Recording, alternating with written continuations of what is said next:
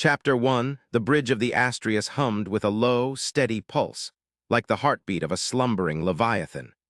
The main view screen displayed a sprawling star chart, with pulsating lines tracing the Andoran route, a vital artery of the Federation's interstellar trade network. Gate Commissioner Dr. Alara Wynn stood at the plot table, her fingers dancing over holographic controls, eyes scanning the data streams flowing beneath her touch. The first reports had trickled in weeks ago. The Vesperia drifting silent and powerless near Andoran VII, crew disoriented, whispering about voices in the static. The Orion's wings, found adrift off Andoran IX, reactors drained to critical levels, engineers baffled by the sudden energy loss. Each incident was an anomaly, a blip on the radar of interstellar commerce. But anomalies were Dr. Wynn's specialty, and she saw patterns where others saw chaos. She isolated a cluster of incidents, her analytical mind connecting dots that seemed unrelated at first glance.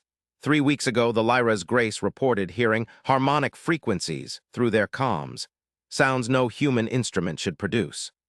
2 weeks later, the Nova Sprite went dark near Andoran V, crew members describing a singing that echoed through their minds.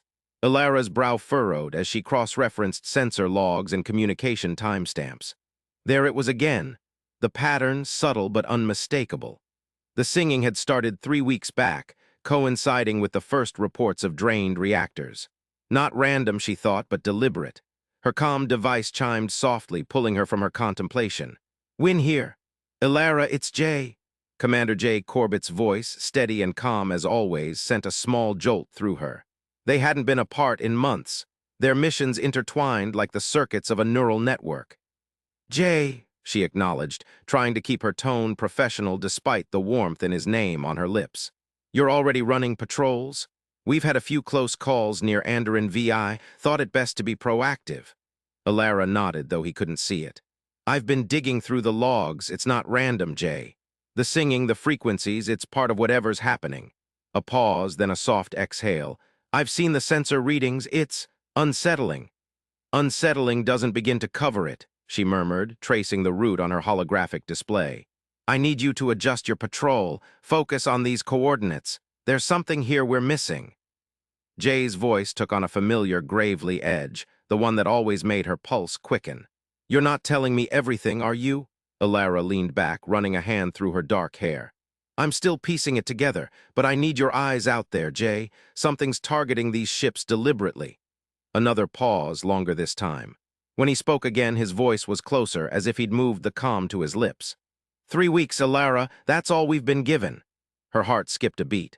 3 weeks without him, without their constant exchange of data, hypotheses, and quiet reassurances. She swallowed hard. "I know. You sure you're up for this?" he asked, gentler now. Ilara straightened, her resolve firming. "This is our job, Jay. Protect the traffic flow, figure out what's happening." "Always the mission first," he said, a note of pride in his voice. She allowed herself a small smile. "Always?" The hum of the Astrius seemed louder now, as if the ship itself was listening to their conversation. Ilara turned back to her work, fingers tapping out commands with renewed focus. Jay's presence even through the comm was a comfort. She needed that steadiness, that unwavering support. "Ilara," he said, breaking the silence. "Yes, we'll find this thing together." A lump formed in her throat. "Together," she echoed softly before ending the call. The bridge fell silent again, save for the ship's relentless heartbeat and the distant hum of life support systems. Ilara turned back to her work, but her mind was elsewhere, with Jay, with the singing that haunted the Andoran route. She pulled up old comm logs, filtering through static until she found it. A faint melody, almost melodic in its discordance. She played it on repeat, listening for patterns, trying to decipher the strange beauty hidden within the chaos. The song seemed to shift and change with each listen, teasing her analytical mind like an unsolvable puzzle. Hours later, when the bridge was cast in the soft glow of starlight filtering through the view screen, Ilara's comm chimed again. It was Jay, a private channel this time, his voice tinged with worry. "Ilara, here," she replied, leaning back in her chair. "I ran some simulations. You know how it goes when you can't sleep." She smiled to herself. He'd always done that, they both had, work as a salve for insomnia, poring over data until the early hours of the morning. What did they show? Nothing conclusive, he admitted. But there's something off about these frequencies. They're not like anything we've encountered before. Alara nodded slowly. I found the same thing, almost as if they're alive, Jay finished for her. Exactly, she whispered, the word sending a shiver down her spine. The line was quiet for a moment before Jay spoke again. Be careful, Alara, whatever this is, it's not random. I know. She glanced at the time display in the corner of her terminal, 300 hours. 3 weeks without him seemed impossible now, but she had to focus. Ilara, his voice was softer still, almost hesitant. Yes, you need anything, I mean it, he said, a promise buried beneath his gruff exterior. You call me. Her eyes fluttered, closed at the warmth in his words. She needed this anchor amidst the chaos of her thoughts. I will, Jay. Good night. The calm line went silent, leaving only the hum of the Astrius. Ilara rose from her seat, stretching out the kinks in her shoulders before heading to her quarters. The corridor was dimly lit, casting elongated shadows that danced with every flicker of starlight through the portals. Her mind drifted back to Jay, to their shared history, a tapestry woven with threads of science and survival, loyalty and longing. 3 weeks apart felt insurmountable, but she trusted him implicitly, their bond forged in the fires of countless missions. She couldn't let emotion cloud her judgment now. This was too important. Jay's quarters on the Astrius were sparsely furnished, a reflection of his pragmatic nature. He paced back and forth across the small room, unable to settle after their conversation. The hum of the ship seemed louder here, as if it echoed within him. His gaze landed on the weapon rack, a collection of calibrated blasters, each one finely tuned. He started with a routine check, fingers dancing over controls that needed no adjustment.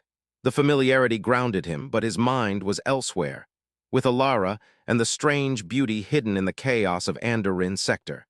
He thought back to their first meeting. She'd been a brilliant young scientist then, sharp as a laser and twice as focused.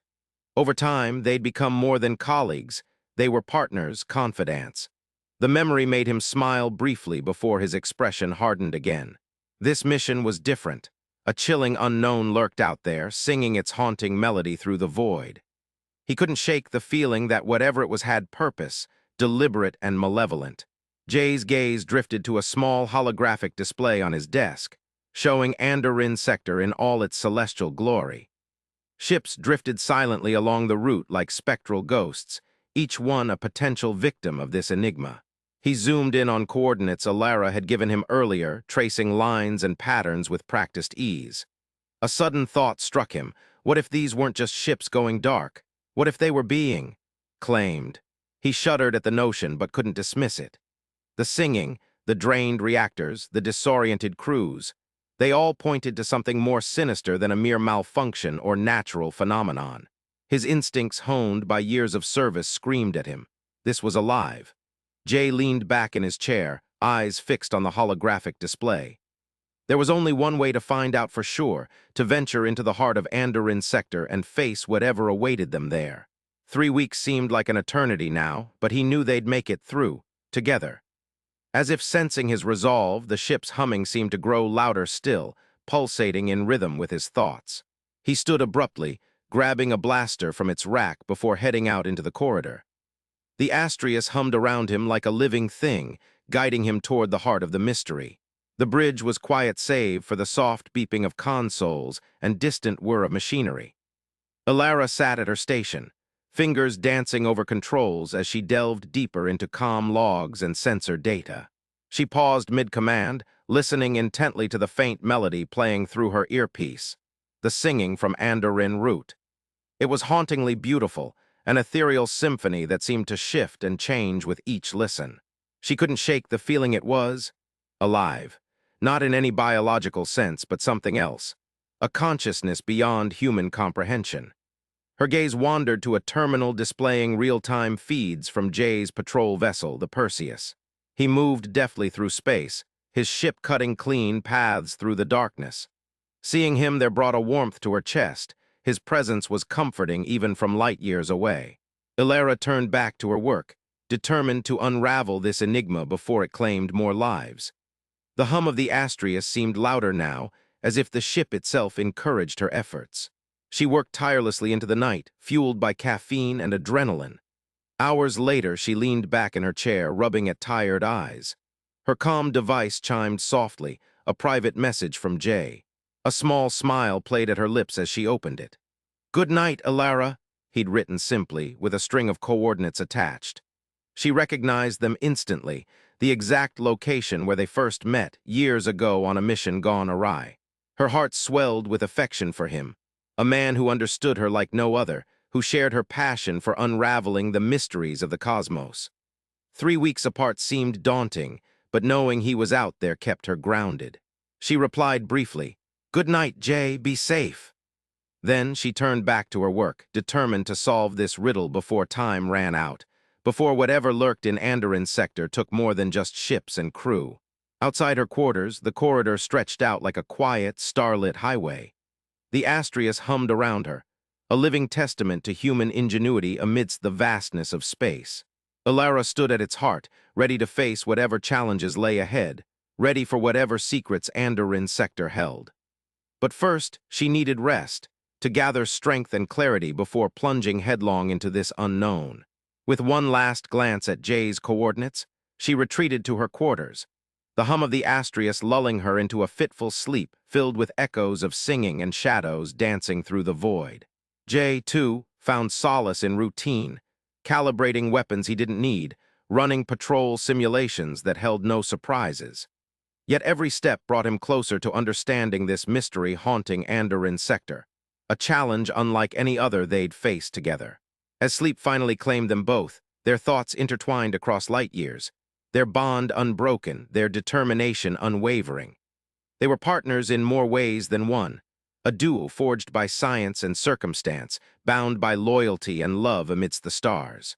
And so began the journey into Andoran's sector's heart, where ships went quiet, voices echoed through static, and a song whispered secrets only they could decipher. The horizon's edge beckoned them onward, promising revelations yet unseen, dangers yet unknown. But together, Jay Corbett and Alara Wynne would face whatever lay beyond the silence. A symphony of silence that threatened not just ships, but the very fabric of their reality. 3 weeks felt like an eternity when measured against the expanse of space and time. But for now, it was enough. For now, they had each other's voices echoing through the void, guiding lights in the darkness ahead. Chapter 2, Launch. The hum of the Vanguard Wing's hangar bay was a symphony of controlled chaos as Commander Jay Corbett oversaw the final preparations for launch. The deck plates vibrated under his boots, echoing the thrum of engines warming up on the 3 sleek patrol ships lined up like steel starlings ready to take flight. His gaze swept over the crew, each face a blend of determination and nervous anticipation. Lieutenant Zara Chen stood near the communications console, her headset nestled around her neck, fingers dancing over the interface with practiced ease. Her eyes scanned lines of code and waveforms, decoding the whispers of the cosmos that their ships had intercepted. Jay watched as she paused, brow furrowing in concentration before jotting down a series of numbers on a datapad. Kira, perched on a nearby crate, swung her legs back and forth, watching Zara with wide-eyed curiosity. She held a small, worn-out plush toy, a remnant from happier times aboard the Perseus Gate station, clutched tightly in one hand. Kai Akaffer crouched beside her, his broad shoulders hunched as he tinkered with a peculiar device. The chief mechanic's hands, stained with oil and grime, moved with a deftness that belied their size. "Kai," Jay called out, stepping closer to the duo. "How's our little insurance policy coming along?" Kai glanced up, a smirk tugging at his lips. "Almost there, Commander. Just need to calibrate the resonance dampener one more time." Jay nodded, trusting Kai implicitly. The mechanic had a knack for wrangling order from chaos, especially when it came to jury-rigging solutions out of seemingly useless parts. That particular skill set was invaluable on the frontier. Zara looked up from her console, pushing a strand of dark hair behind her ear. "Jay, I think I've found something," she announced, voice steady despite the hint of excitement in her eyes. Jay approached her station, leaning over to examine the data stream scrolling across the screen. "What have you got?" Every ship that went silent, they all reported picking up a specific frequency before their reactors drained. She tapped the data pad where she'd scribbled down the sequence of numbers. It's not random noise, it's a pattern. Jay studied the readings, his expression thoughtful. Can you isolate it, play it back? Zara nodded, her fingers flying over the controls. A moment later, an eerie melody filled the hangar bay, haunting and discordant, like the wail of a dying star. The notes seemed to reverberate through the metal decking, sending shivers down Jay's spine. Kira tilted her head, listening intently. It sounds sad, she murmured, hugging her toy tighter. Jay ruffled her hair gently before turning back to Zara. Can you trace its origin? Working on it, Zara replied, already engrossed in deciphering the signal further. Kai stood up, wiping his hands on a rag and joining them at the console. He listened to the melody, eyes narrowing as he processed the information. That's our target frequency, he stated, pointing at the numbers. I'll adjust the dampener to counteract it. Jay clapped him on the shoulder. Good work, both of you. With the discovery made and countermeasures underway, Jay turned his attention back to the launch preparations. He called out orders, ensuring each crew member knew their role in the upcoming mission. The hangar bay buzzed with renewed energy as final checks were completed and last-minute adjustments made. A few minutes later, Dr. Alara Wynn's voice crackled over the comms system.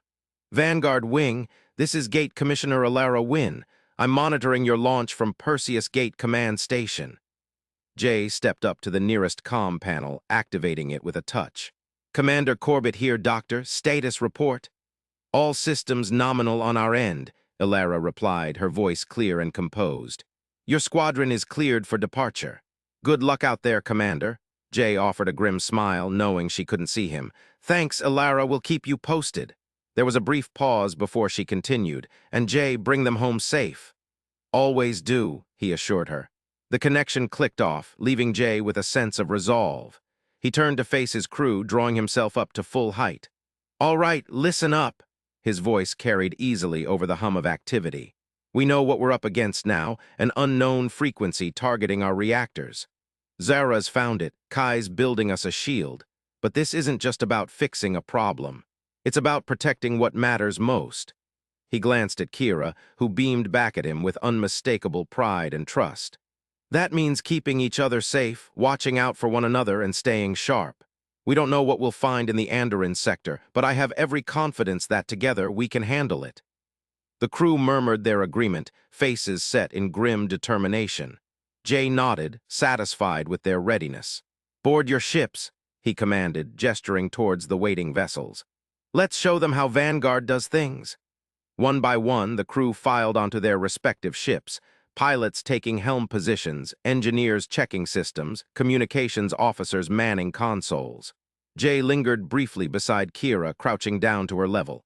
You're going to stay with Kai on the Orion, okay? He said softly. Keep each other safe. Kira nodded solemnly, holding out her plush toy. I'll be brave like you, Daddy. Jay's heart swelled with love and pride. He kissed her forehead gently before standing up, exchanging a nod with Kai. The mechanic hoisted Kira onto his shoulders, offering her an encouraging smile. As the final crew members sealed their ship's hatchways, Jay strapped into his own pilot's seat aboard the Vanguard. His fingers danced over the controls, initiating launch sequence protocols. Around him, the other two ships followed suit, engines roaring to life in harmony. Vanguard wing ready for departure, he reported, voice steady and calm. Opening hangar bay doors.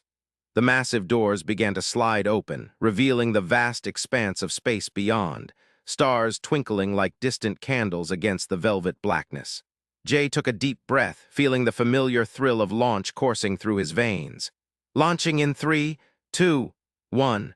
With a thunderous roar, the Vanguard shot forward, followed closely by its companions. They soared out into the void, leaving behind the relative safety of Perseus Gate Command Station.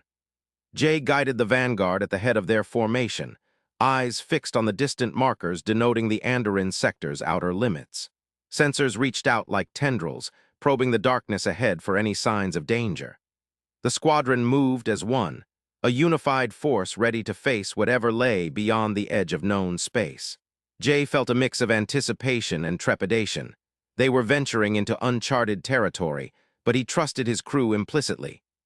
Kira's presence aboard the Orion was both a comfort and a constant reminder of what they fought for: hope, love, and the promise of a better future. As they approached the outer markers, Jay couldn't help but glance back at the receding glow of Perseus Gate Station. It seemed smaller now, swallowed by the vastness of space. His gaze turned forward once more, focused on the challenges awaiting them in the Andorin sector. Whatever lurked out there, whatever secrets hid among those distant stars, they would confront it head-on. For Jay Corbett and his Vanguard wing, there was no turning back now. They stood at the horizon's edge, poised to step into the unknown, and together they would forge a new path through the cosmos. The ship slowed slightly as they crossed the threshold into Andorin sector territory, sensors straining to gather data from the surrounding void. The crew held their breath collectively, waiting for whatever revelation or threat might emerge from the darkness. But for now, there was only silence, an eerie calm before the storm that Jay knew would come sooner rather than later. He gripped the controls tighter, ready to face whatever awaited them on this perilous journey into the abyss. Chapter 3. The Symphony of the Void, the bridge of the horizon's edge, hummed with an unusual tension, a symphony of quiet murmurs and the soft glow of holographic interfaces. Commander Jay Corbett stood at the center, his gaze fixed on the viewport, which offered a vast panorama of the cosmic expanse. The stars stretched out like diamonds scattered on velvet, but today something else commanded attention. Lieutenant Zara Chen leaned over her console, eyes scanning the readouts with an intensity that bordered on fascination. Her fingers danced across the controls, isolating and amplifying the audio signal that had first alerted them to the anomaly. The sound filled the bridge, a resonance that vibrated deep within the chest, sending shivers down spines and making the bones feel strangely alive. "It's not like anything we've ever heard," Zara murmured, her voice barely audible over the ethereal melody. "The frequency, it shouldn't exist." Chief Mechanic Kai Ockhaffer looked up from his station, brow furrowed in concentration. "I'm picking up a subharmonic frequency," he announced, his deep voice cutting through the ambient hum. "It's interfering with our reactor containment fields, not severely, but enough to cause concern if it persists." Jay nodded, his expression inscrutable as he continued to watch the void. His mind raced, piecing together the fragments of information. The singing was a puzzle, one that demanded careful handling. "Alter course," Jay ordered, his voice steady and clear. "Bring us closer but maintain a safe distance. I want visual confirmation." The bridge crew sprang into action. The horizon's edge pivoted gracefully, its engines humming softly as it adjusted trajectory. The viewport revealed more of the cosmic tapestry, and then, slowly, something began to materialize from the darkness. A massive, translucent form that pulsed with an otherworldly luminescence. "What in the cosmos?" Kai whispered, his eyes widening as he leaned closer to the viewport. Zara's recording device hummed to life, capturing every nuance of the sound. Her fingers adjusted settings, fine-tuning the frequency to ensure nothing was lost. The Thalori, massive filter beasts the size of cargo ships, drifted into view. Their bodies were translucent and bioluminescent, shimmering with a spectrum of colors that seemed to dance across their surfaces. The singing grew louder, resonating through the hull, vibrating in the air like a palpable force. Jay's gaze never wavered from the creatures. He watched as they moved with a fluid grace, their forms undulating like jellyfish through water. They were not attacking. Instead, they seemed to be feeding. Tendrils of plasma extended from their bodies, drawing energy from the sector's background radiation field, much like baleen whales filtering krill from the ocean. "Incredible," Zara breathed, her voice filled with awe and a touch of fear. "They're harvesting plasma." Kai's calculations flickered across his console, displaying graphs and charts that mapped the subharmonic frequencies. "The interference is localized to their feeding activity," he reported. "It's not deliberate, they're just hungry." Jay listened intently, weighing the implications. These beings were not invaders, but neighbors who had been here long before humanity arrived. The realization was both humbling and unsettling. "Keep recording, Zara," Jay instructed, his voice firm. "Kai, I need you to find a way to mitigate that interference without engaging them. We don't know what they're capable of." Zara nodded, her eyes never leaving the viewport as she continued to capture the ethereal symphony. The Thalori drifted past the horizon's edge, their forms casting an eerie glow on the ship's hull. The crew watched in silence, a mix of awe and alarm coursing through them. Jay felt a strange sense of reverence. These creatures were not malicious but indifferent to humanity's presence. They existed within this cosmic expanse as naturally as stars and nebulae. "Commander," Zara said softly, turning to Jay with a look of wonder. "The singing, it has layers, harmonic structures that shift over time. It's complex like music." Jay nodded, understanding the gravity of her words. This was not just an anomaly, it was a song, a composition sung by beings beyond their comprehension. "We're not firing," Jay declared, his voice carrying through the bridge with authority. "We watch and we learn. These creatures are not our enemies, they are simply different." The decision resonated through the crew. Kai continued his calculations, adjusting parameters to dampen the interference without alerting the Thalori. Zara's recording device hummed steadily, capturing every note of the cosmic symphony. Hours passed as the horizon's edge maintained a respectful distance, observing the feeding ritual of these magnificent beings. The song continued unabated, its harmonies shifting subtly but persistently. It was a testament to their presence in this part of the cosmos, a presence that predated humanity by an unfathomable span of time. "Analysis complete," Zara finally announced, her voice tinged with both fatigue and excitement. "The singing is not a weapon, it's a song, and it has been playing for a very long time." Jay turned to her, his expression thoughtful. "How long?" Zara hesitated, consulting the data on her console. "At least several millennia," she replied, her voice barely above a whisper. "Maybe longer. The subharmonic frequencies suggest that they've been here, singing, for as long as this sector has existed." The realization hung in the air, heavy with implications. Jay absorbed it, understanding that they stood at the cusp of an interstellar encounter unlike any other. These creatures were not threats, but neighbors who had unwittingly impacted their systems. "Inform all departments to monitor and document," Jay ordered. "We need a comprehensive report on these beings, everything from their biological makeup to the structure of their song." The crew acknowledged his command, their movements efficient yet reverent. The horizon's edge continued its vigil, a silent sentinel in the vast expanse of space. As the Thalori drifted away, their luminescent forms fading into the cosmic backdrop, Jay felt a profound sense of humility. They had encountered not just another species, but an ancient melody woven into the fabric of the universe, a symphony that predated humanity and would likely outlast them. The bridge settled into a quiet hum, the initial alarm replaced by a cautious curiosity. Zara continued to refine her recordings, capturing every nuance of the Thalori's song. Kai worked tirelessly, adjusting systems to mitigate interference without disrupting their newfound neighbors. Jay stood at the viewport, his gaze fixed on the fading luminescence. The void held secrets beyond human comprehension, and today they had glimpsed one of its most profound mysteries. The Thalori were a testament to the vastness and complexity of the cosmos, a reminder that humanity was but a small part of an immense tapestry. As he turned away from the viewport, Jay's resolve hardened. They would watch, learn, and perhaps one day communicate with these beings who sang in frequencies no human had ever heard. For now, the song of the Thalori echoed through the horizon's edge, a melody that spoke of ancient mysteries and cosmic harmonies.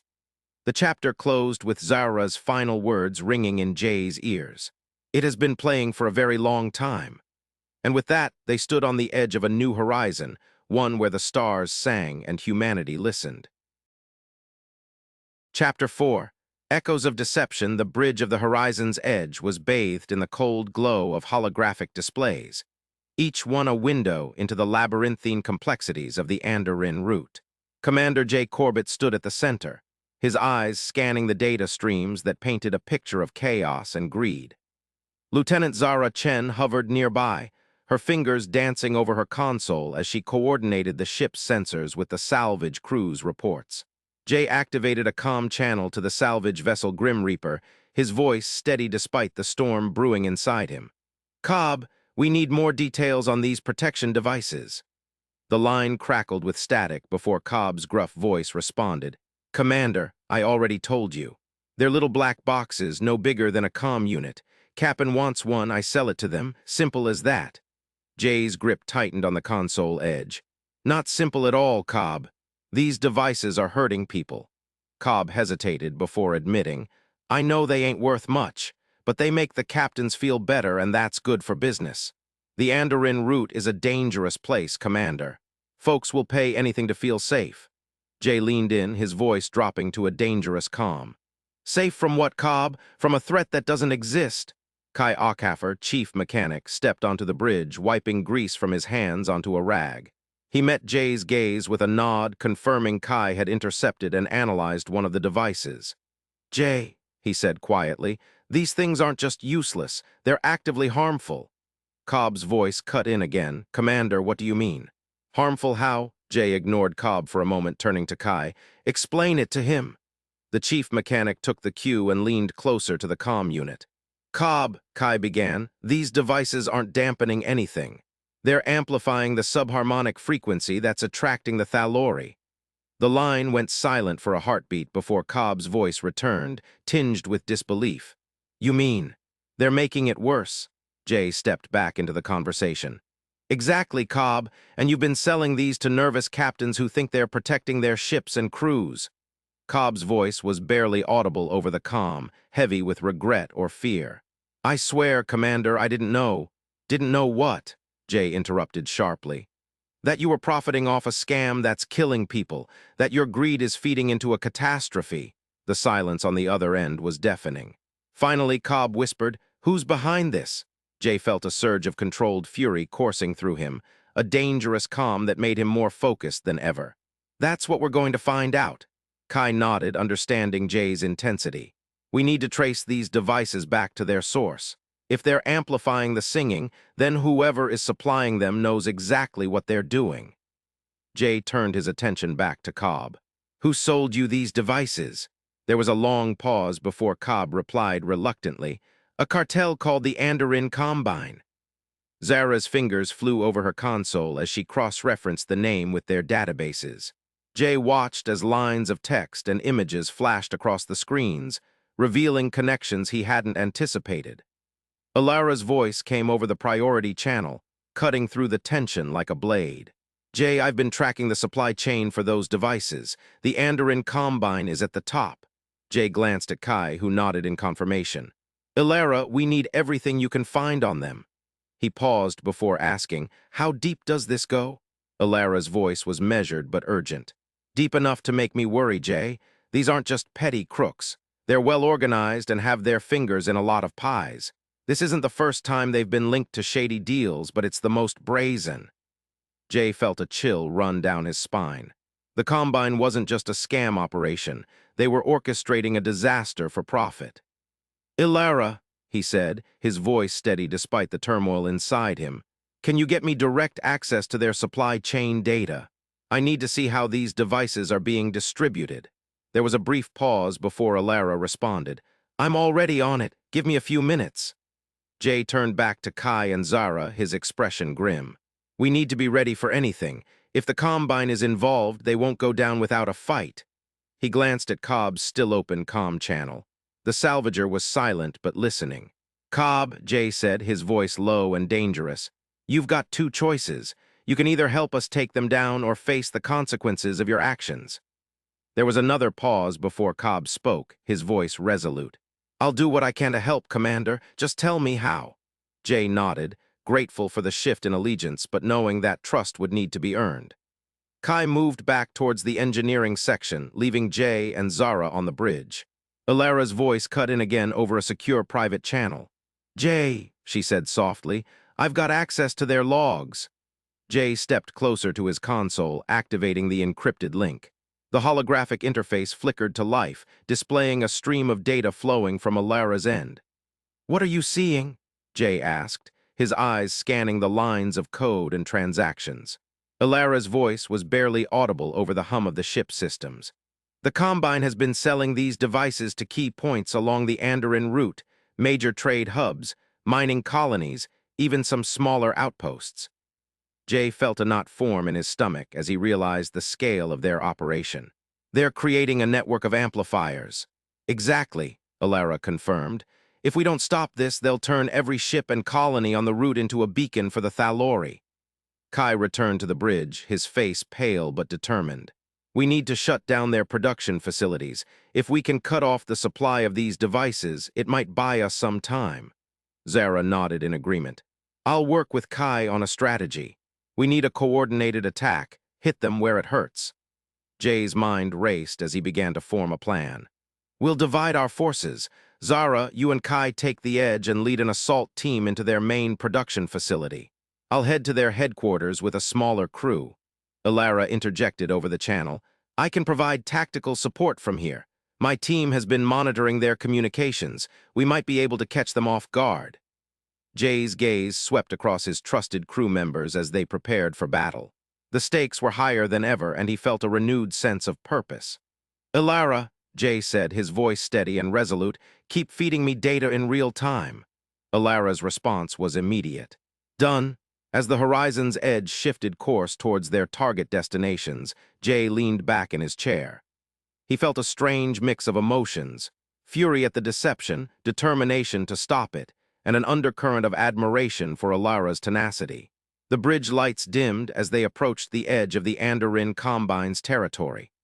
Zara and Kai were deep in strategic planning, their voices low but focused.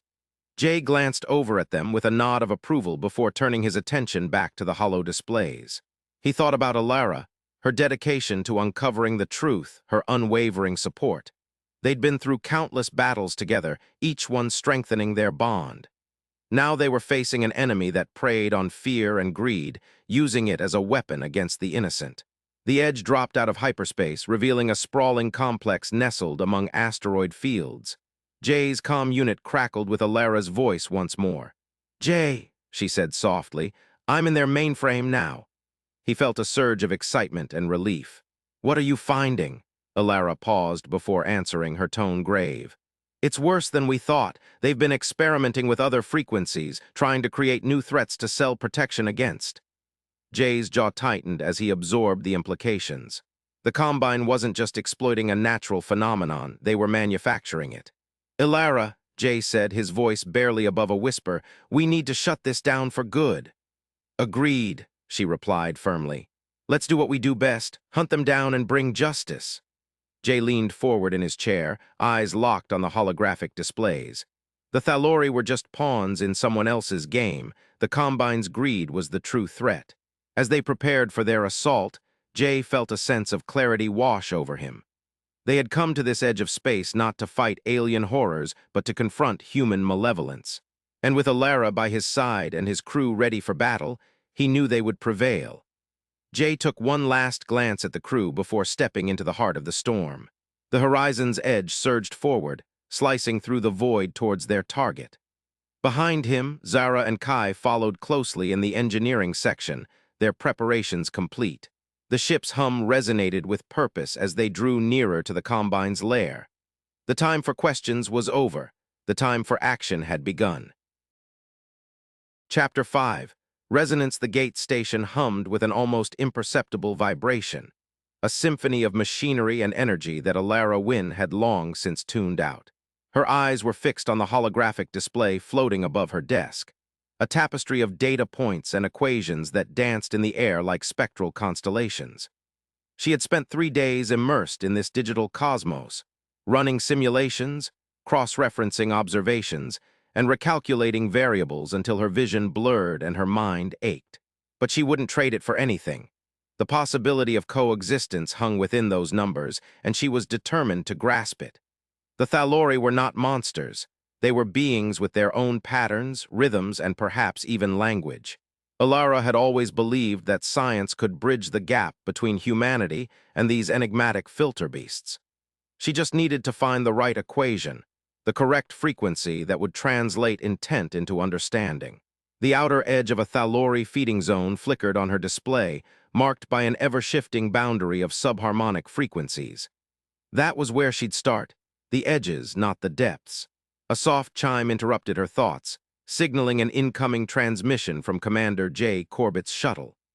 Ilara accepted the call, and Jay's stern face materialized in a small window on her display. His gaze was steady, his expression unreadable behind the reflection of instrument panels in his helmet visor. "Ilara," he acknowledged, voice crisp over the comm. "I'm at coordinates you provided." She nodded, her fingers dancing across a secondary keyboard to adjust the holographic display. A live feed from Jay's shuttle appeared, showing the swirling void beyond the gate. The stars were distant pinpricks against the inky blackness, and closer, almost imperceptibly, the shimmering distortions of Thalori activity.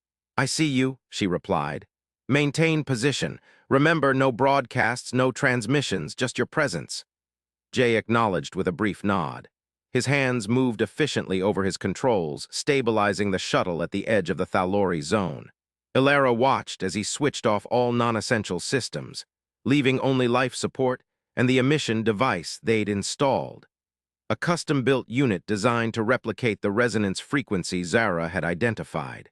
The acknowledgement tone hummed through the comm channel, barely audible but unmistakable.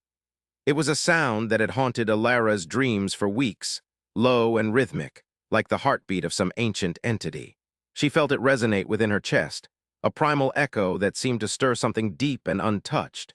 Minutes ticked by in silence.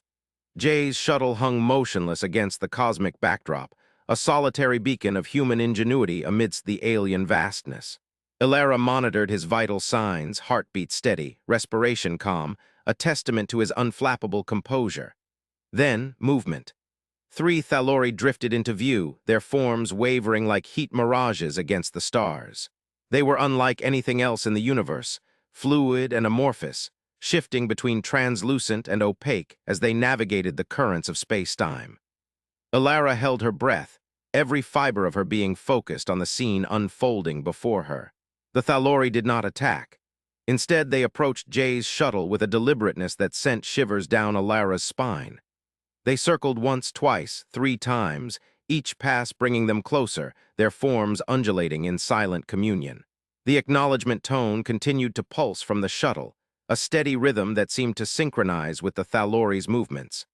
Ilara leaned forward, eyes wide behind her glasses as she studied their behavior. This was not aggression. It was curiosity, perhaps even recognition. She had theorized about their language, their capacity for learning, but seeing it manifest before her eyes. It was exhilarating and terrifying all at once. "Jay," she whispered into the comm, voice barely above a breath. "They're responding." His reply came soft yet clear. "I see them. They're not hostile." The circling continued, a mesmerizing dance of alien and human, each acknowledging the other's presence without conflict. Ilara's heart pounded in her chest, hope surging through her veins like adrenaline. This was more than she had dared dream, proof that communication was possible, that boundaries could be established. After what felt like an eternity but was perhaps only minutes, the Thalori drifted away as abruptly as they had appeared. Their forms dissolved into the cosmic backdrop, leaving no trace of their passage except for the faint ripple in the subharmonic frequencies Ilara's instruments detected. Jay's voice cut through the silence. "They're gone." Ilara exhaled slowly, releasing tension she hadn't realized she'd been holding. "Yes," she murmured, "but it worked. They acknowledged you." A pause, then Jay's gruff acknowledgement. "Good. Let's see where this takes us." With a final nod to Jay, who returned the gesture before signing off, the gate station's lights seemed brighter and clearer than before. Ilara felt invigorated. She turned back to her desk, hands trembling slightly as she began to draft the proposal that would change everything. The words flowed from her fingertips, guided by the data and the events she'd just witnessed. Coexistence agreement with the Thalori, a feasibility study. The title glowed on her screen like a beacon of possibility. She outlined her findings, detailing the mathematical models that predicted safe corridors for human traffic, routes that minimized exposure to lethal subharmonic frequencies. She described Jay's daring experiment and the Thalori's response, emphasizing their capacity for learning and adaptation. Every sentence was meticulously crafted, supported by irrefutable evidence, and a passion born of years dedicated to understanding these enigmatic beings. As she wrote, Alara couldn't help but think back to the countless nights spent poring over arcane texts and obscure research papers, the endless debates with colleagues who scoffed at her theories. She had faced skepticism and ridicule, yet here she was, on the cusp of proving them wrong. Her proposal detailed the steps needed to establish marked corridors where Thalori could feed undisturbed, ensuring human traffic flowed through designated routes. It proposed regular contact missions, non-aggressive, purely observational, to further study their behavior and refine communication strategies.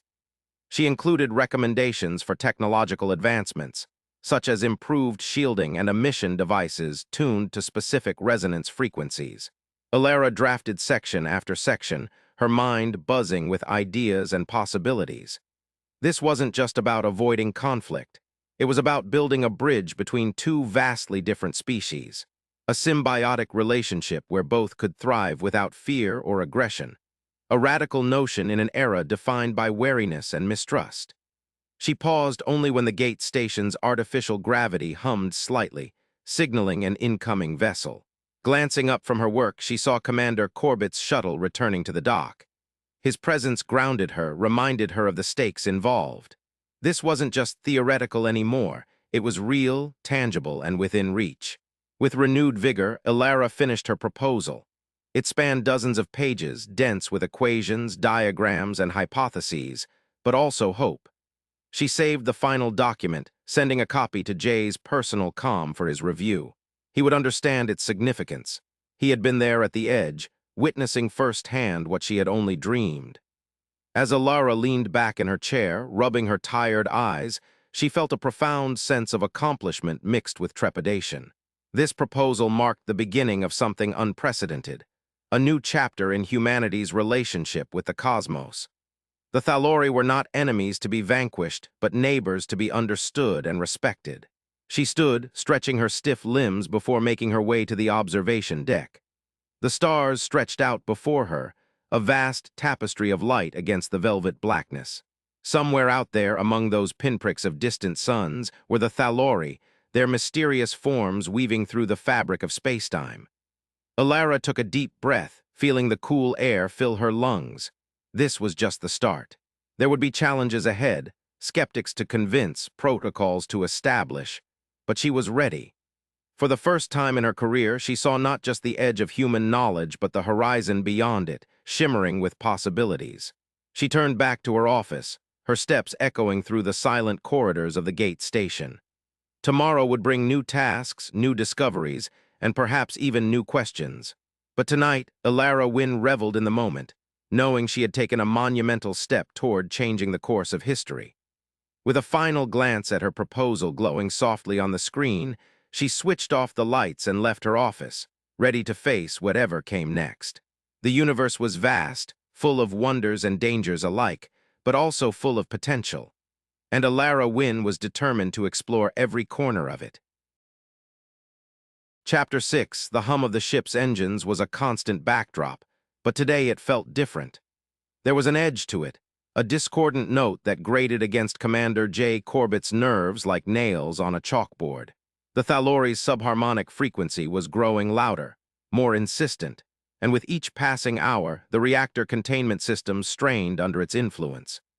Jay stood in the engineering bay, his gaze fixed on the sprawling mess of salvaged parts strewn across the work table. Chief Mechanic Kai Ockhaffer was hunched over a haphazard array of wires, circuits, and metal frames, his brow furrowed in concentration. Lieutenant Zara Chen hovered nearby, fingers dancing over a holographic interface as she fine-tuned her programming. "How's it going, Kai?" Jay asked, trying to keep the desperation out of his voice. Kai looked up, rubbing a smear of grease from his forehead with the back of his hand. "Slowly but surely, Commander. I've got a basic framework set up, but getting the right materials is like herding cats." He gestured to the jumble of components before him. "This isn't exactly standard issue." Jay nodded, understanding the challenge.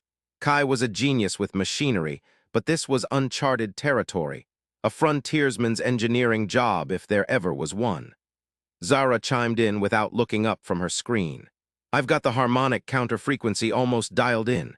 It's tricky, We need to find that perfect pitch that won't silence the Thalori but will redirect their song.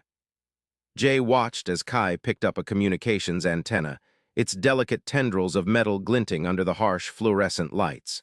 He began to attach it to a small circuit board, his movements precise and deliberate. "What's that?" Jay asked, stepping closer. Kai held up the antenna. "Thought I'd start with something familiar, the comms array. It's got the right frequency range, but it's too delicate for what we need." Jay raised an eyebrow. "Too delicate?" "Yeah," Kai said, frowning as he tested a connection. "The Thalori's song is powerful. It needs something more robust to channel it without breaking down."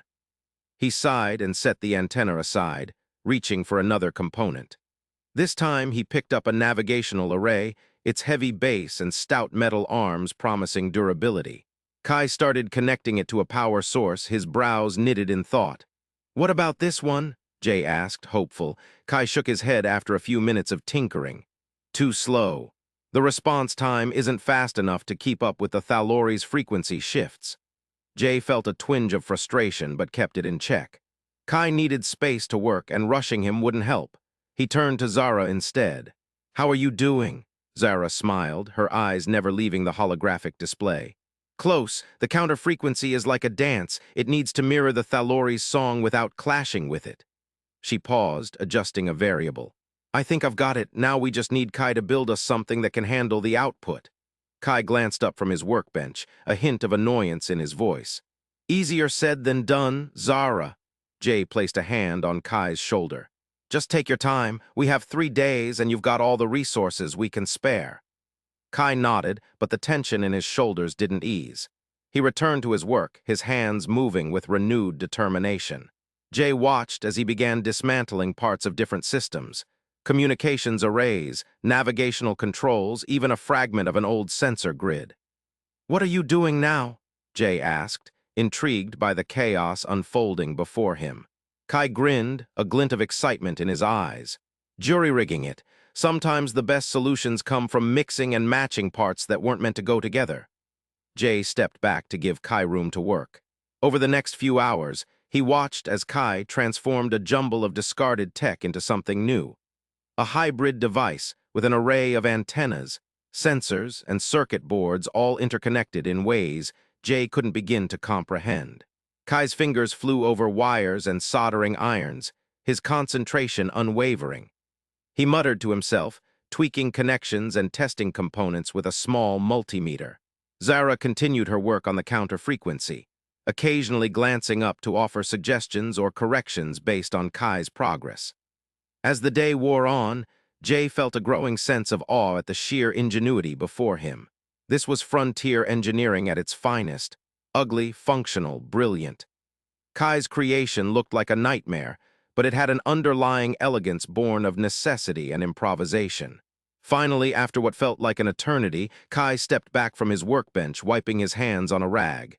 He turned to Jay and Zara, a weary smile on his face. "Think we're ready?" Jay's heart quickened. "Ready. To test it?" Kai nodded. "Yeah, it's not pretty, but I think it'll do the job." Zara looked up from her interface, her eyes shining with anticipation. "Let's see if this thing can sing." The shuttle bay was vast and echoing, a cavernous space filled with the hum of inactive engines and the occasional clank of metal against metal. Jay stood near the entrance, watching as Kai and Zara set up the resonance guide on a sturdy table. Kai connected a series of cables to power sources scattered around the room, his movements efficient despite the fatigue etched on his face. Zara activated her holographic interface, fingers dancing over the controls as she integrated the device with her programming. "Everyone ready?" Jay asked, his voice echoing in the empty bay. Kai nodded, a hint of pride in his smile. "Ready as we'll ever be." Zara took a deep breath and activated the counter frequency. The resonance guide hummed to life, emitting a low, resonant tone that seemed to vibrate through the very air. Jay felt it in his bones, a deep, almost musical note that sent shivers down his spine. The tone grew louder, harmonizing with the discordant hum of the Thalori's song. For a moment, nothing happened. Then, slowly but surely, the ship's engines began to stabilize. The grating, disharmonious notes faded away, replaced by a smooth, rhythmic pulse that felt almost soothing. Jay stared at Kai in amazement. It worked. Kai grinned, his eyes reflecting the glow of the resonance guide. Told you it would. Zara looked up from her interface, her face flushed with excitement. The counter frequency is holding steady. We've redirected the Thalori's song. It's no longer interfering with our systems. Jay stepped closer to the device, marveling at its raw power and unmistakable ugliness. It was a Frankenstein's monster of salvaged parts, held together by duct tape and sheer determination. Kai followed his gaze and chuckled. It won't win any beauty contests. Jay laughed softly, feeling a surge of pride. It doesn't have to, it has to work, and it does. The three stood in silence for a moment, listening to the hum of the ship's engines, now steady and harmonious. Jay felt a weight lift from his shoulders, replaced by a sense of relief and accomplishment. Good job, both of you, he said finally, turning to Kai and Zara. You've pulled off something incredible. Kai nodded, a look of satisfaction on his face. Frontier engineering, it's not always pretty, but it gets the job done. Chapter 7. The melody of the void, the dimly lit corridors of the horizon's edge, hummed with the usual symphony of shipboard sounds.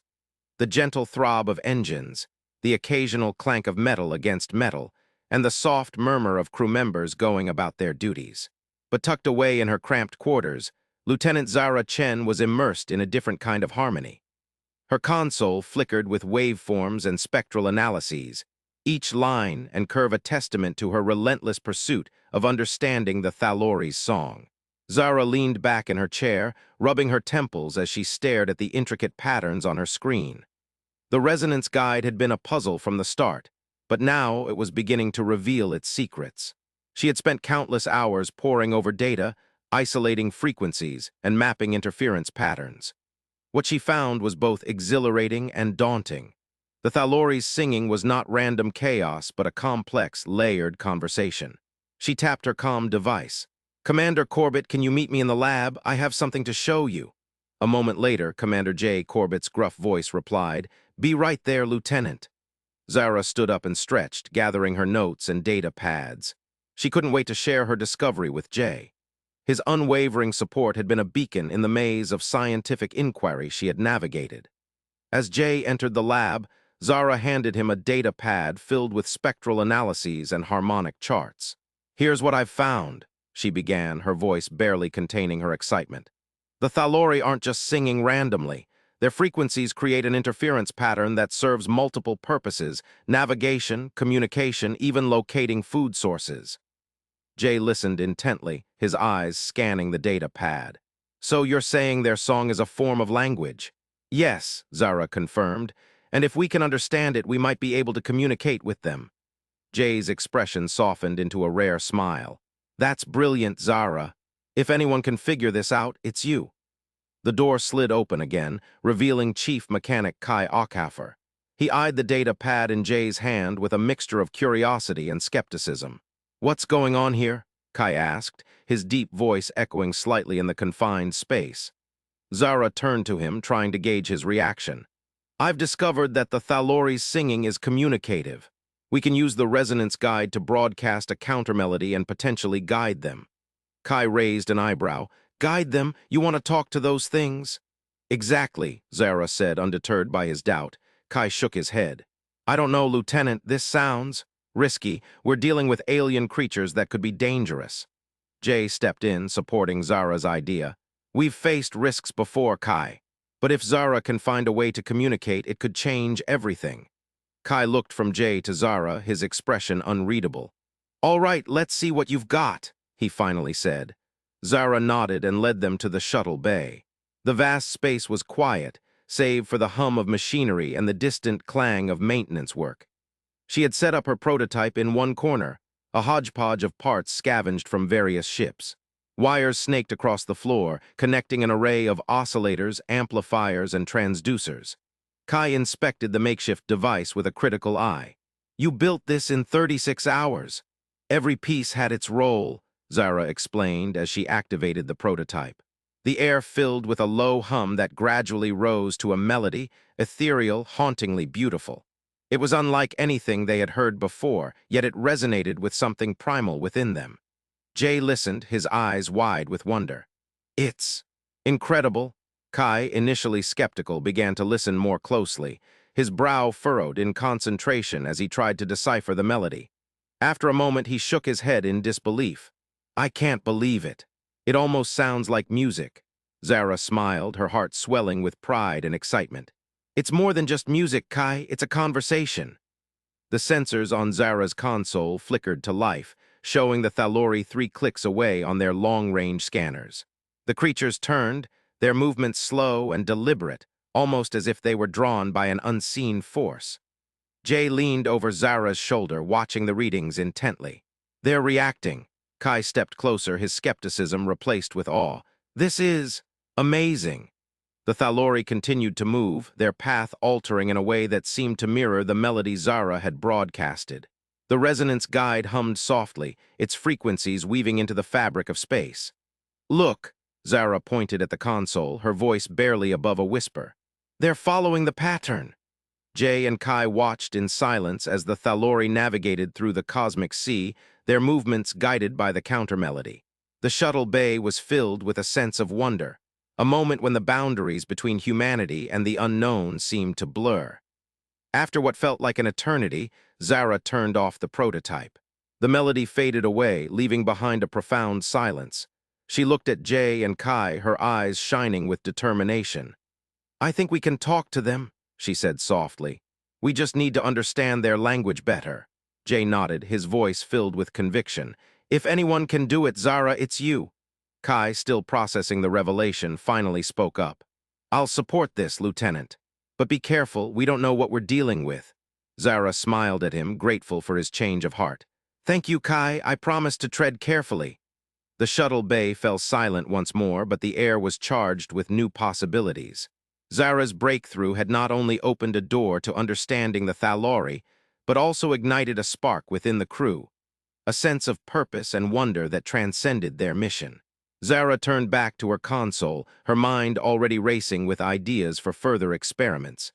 She knew the road ahead was fraught with challenges, but the question she had asked herself resonated in her thoughts. Can we talk to them? It was a revolutionary idea, one that could reshape humanity's understanding of the universe. As she worked late into the night, surrounded by data and diagrams, Zara felt a sense of peace. She was on the cusp of something monumental, a conversation with an alien species that could rewrite the rules of interstellar communication. And as the stars twinkled outside the shuttle bay windows, Zara Chen knew that this was just the beginning. The answer to her question would come in time, but for now, the quest for understanding continued, fueled by curiosity and hope. The horizon's edge sailed on, its crew guided by a melody that echoed through the void, whispering secrets of a cosmos waiting to be heard. Chapter 8, the hum of the gate station filled the background noise, a constant reminder of the vast emptiness between Jay and Alara. 3 hours separated them, a chasm of space that their private channel bridged with a comforting intimacy. Jay's voice came through clear but faint, as if speaking to her from across a vast ocean rather than the void. Jay, Alara, you won't believe what I found today. Elara. A soft smile played on her lips as she leaned back in her chair, rubbing her temples. Try me. It's not like I have anything better to do while coordinating gate traffic and dodging Andoran Combine drones. Jay. Laughter echoed through the channel, warm and familiar. You always know how to make me feel better about the mess we're in. The Thalori, they're not just circling the gates anymore. They've started singing again. Alara's eyebrows shot up. She adjusted her comm unit, turning down the ambient noise so she could focus solely on Jay's voice. Singing, like before. Jay, exactly like before, and this time Zara was ready. She sang back to them, counter-melody, just as we hypothesized. A shiver ran down Alara's spine. The Thalori's song was a mystery that had haunted the Andoran sector for years, a haunting symphony that seemed to resonate with the very fabric of space. What happened? Jay, they retreated like they did before, but this time, it felt different. Alara closed her eyes, visualizing the scene through Jay's description. The Thalori, ethereal beings with bioluminescent trails, moving in harmonious patterns around their ships.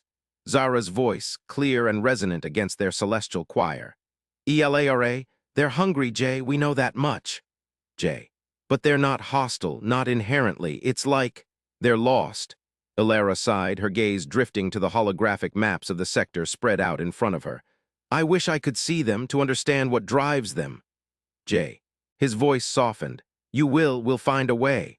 She felt a pang in her chest. The longing for him was almost palpable. 3 hours, Jay, it feels like an eternity sometimes.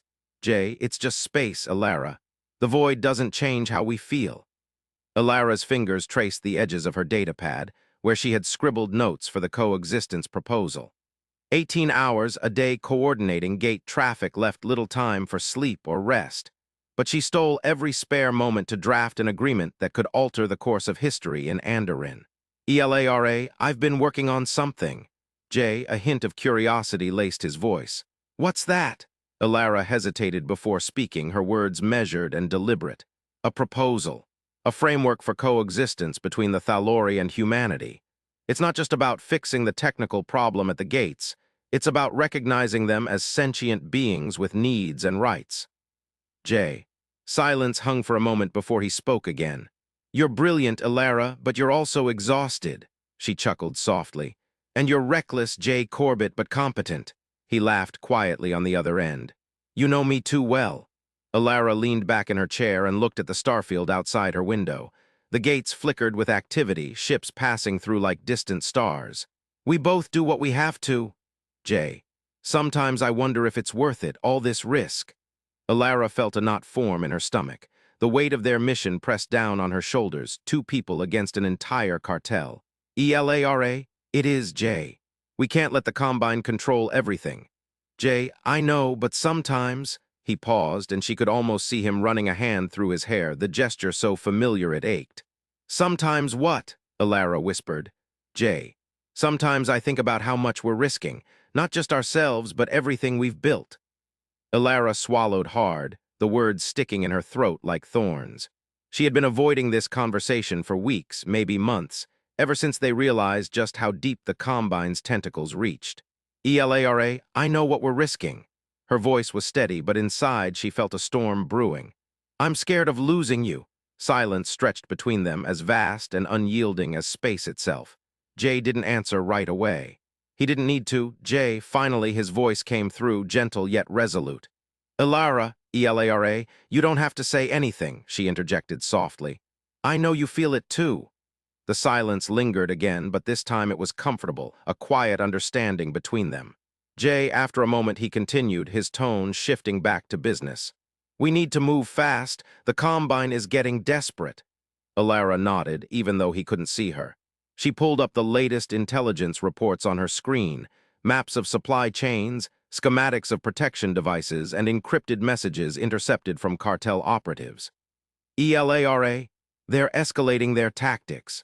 I've got a report here. They're moving to shut down some of the smaller gates. They know we're onto them. Jay's voice hardened with resolve. Then we strike back harder. We need evidence, something that can't be denied, something irrefutable.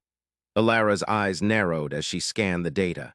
We've got enough on the technical glitches at the gates, but what about their operations? The Combine's reach is vast. They control half the supply chains in Andorin. Jay, and we need to sever those chains. He paused, thinking. I have a lead on one of their key operatives, a mole deep within their ranks. If we can turn them... Ilara's heart pounded. The risks were astronomical, but the stakes were higher still. Jay, she said, her voice steady despite the fear coiling in her gut. If this goes south... Jay, it won't, he cut her off, his tone firm. But if it does, we'll face it together. She felt a warmth spread through her at his words, an anchor in the storm. Their bond was stronger than any cartel or cosmic void. Ilara looked back at her datapad, the coexistence proposal glowing softly in the dim light of her office. The agreement would change everything, but first they needed to dismantle the Combine's power structure. ELARA, I'll keep working on this, she said, tapping the edge of the datapad. And you be careful out there. Jay chuckled softly. Always. The channel stayed open as Ilara returned to her duties, coordinating gate traffic and dodging drones. Jay's presence lingered in the background, a comforting hum amidst the chaos. 3 hours separated them, but their connection bridged that void with an intimacy only they shared. The fear of loss hung between them like a specter, Yet it also fortified their resolve. They knew what they were fighting for, and they would do whatever it took to protect each other and the future they envisioned. As the stars wheeled overhead and ships passed through the gates in endless streams, Alara continued her work on the coexistence proposal. Jay's silence was not a void, but a promise, a testament to their unspoken understanding. They existed together across 3 hours of void, two hearts beating in rhythm against the cosmos. Chapter 9, Resonance. The hum of the starship's engines was a lullaby compared to the discordant symphony that echoed through Commander J. Corbett's helmet as he stepped onto the alien terrain. The Thalori feeding zone stretched out before him, a vast expanse of crystalline formations that glittered like fractured diamonds under the twin moon's silvery glow. The Resonance Guide, a compact device no larger than a Palm Pilot, pulsed with an otherworldly rhythm in his hand. "Jay, you're clear for broadcast." Lieutenant Zara Chen's voice crackled through the comms, steady and reassuring despite the tension that underlined her words. "Standing by to monitor." Corbett nodded, though he knew she couldn't see him. He activated the Resonance Guide, and a soft, harmonious melody filled the air. It was Zara's counter-melody, designed to disrupt the Thalori's feeding patterns without harming them. The guide broadcasted it in waves, creating a safe corridor through the chaotic song of the filter beasts. At first, nothing happened. Then, gradually, the crystalline formations began to shift. The Thalori, massive and ethereal creatures that resembled colossal jellyfish with tendrils of pure energy, drifted away from the area where Jay stood. Their eerie, haunting songs wavered, disrupted by Zara's counterpoint. But as Corbett watched, his heart sank. The corridor was narrow, a mere sliver cutting through the feeding zone, and it flickered like a candle flame in a storm. Some Thalori drifted through it, their energy tendrils brushing against the boundaries without triggering any defensive responses. Others veered off course, their songs returning to their original discordant harmony as they resumed feeding. "Zara," Corbett reported, his voice tight, "the corridor is too small and unstable. We need a stronger signal." A pause, then Zara's response. "I'm seeing it, Jay. The frequency is right, but the amplitude is too low. We need more power." Back on the starship, Kai Ockhafer's voice chimed in, gruff and confident. "I can boost the signal. Give me a few hours and I'll have something that can punch through their noise." Zara interjected, her tone urgent. "We don't have a few hours, Kai. If we want to prove this works, we need to act now." Corbett made his decision. He had always been one for calculated risks, and this was no different. They needed data, and data required taking chances. "Kai," he said, his voice firm, "max out the power on the guide. We broadcast at full strength and hold the corridor as long as we can." There was a moment of silence before Kai's acknowledgement came through. "Understood, Commander. Full power it is." The Resonance Guide hummed louder in Corbett's hand, the melody swelling until it echoed like thunder across the feeding zone. The Thalori reacted visibly, their energy tendrils flaring brighter as they navigated the expanding corridor. For a moment, hope surged within Jay, a beacon of possibility amidst the chaos. 47 minutes ticked by with excruciating slowness. Jay watched as Thalori after Thalori drifted through the stable corridor, their songs harmonizing with Zara's countermelody before they passed beyond the guide's reach and resumed their natural patterns. It was enough to prove that coexistence was possible, but not enough to save the route. "Zara," Corbett called out, his voice straining against the static. "What are you seeing?" Her reply was immediate. "The corridor is holding, Jay. But it's still fluctuating. The signal's strength is dropping periodically." Kai chimed in. "I can see why. The guide isn't designed for sustained full power. It's overheating." Corbett nodded to himself, though no one could see him. "Pull back the power gradually. We need to log as much data as possible before it fails completely." The Resonance Guide began to fade, its melody dwindling like a dying echo. The Thalori drifted through in smaller numbers now, their paths less certain. Jay felt a pang of frustration. This was a start, but far from enough. Finally, the guide's hum petered out altogether and the corridor collapsed. The feeding zone returned to its original discordant symphony as if nothing had happened. "All right," Corbett said, his voice weary yet resolute. "Let's log everything we've got." Zara's voice was steady, her professionalism unwavering even after the intensity of the test. Compiling frequency analysis now. The fluctuations are consistent with power drops, but there's an underlying pattern, something we can use to stabilize it. Kai's enthusiasm cut through the exhaustion. I've got an idea. It won't be pretty, but I think I can build a bigger guide. Something that can hold the corridor open for hours. Corbett listened intently as Kai sketched out his plan. A resonance guide the size of a cargo container, powered by 3 reactor taps. It would require significant modifications to the ship's systems and a lot of raw materials, but if it worked.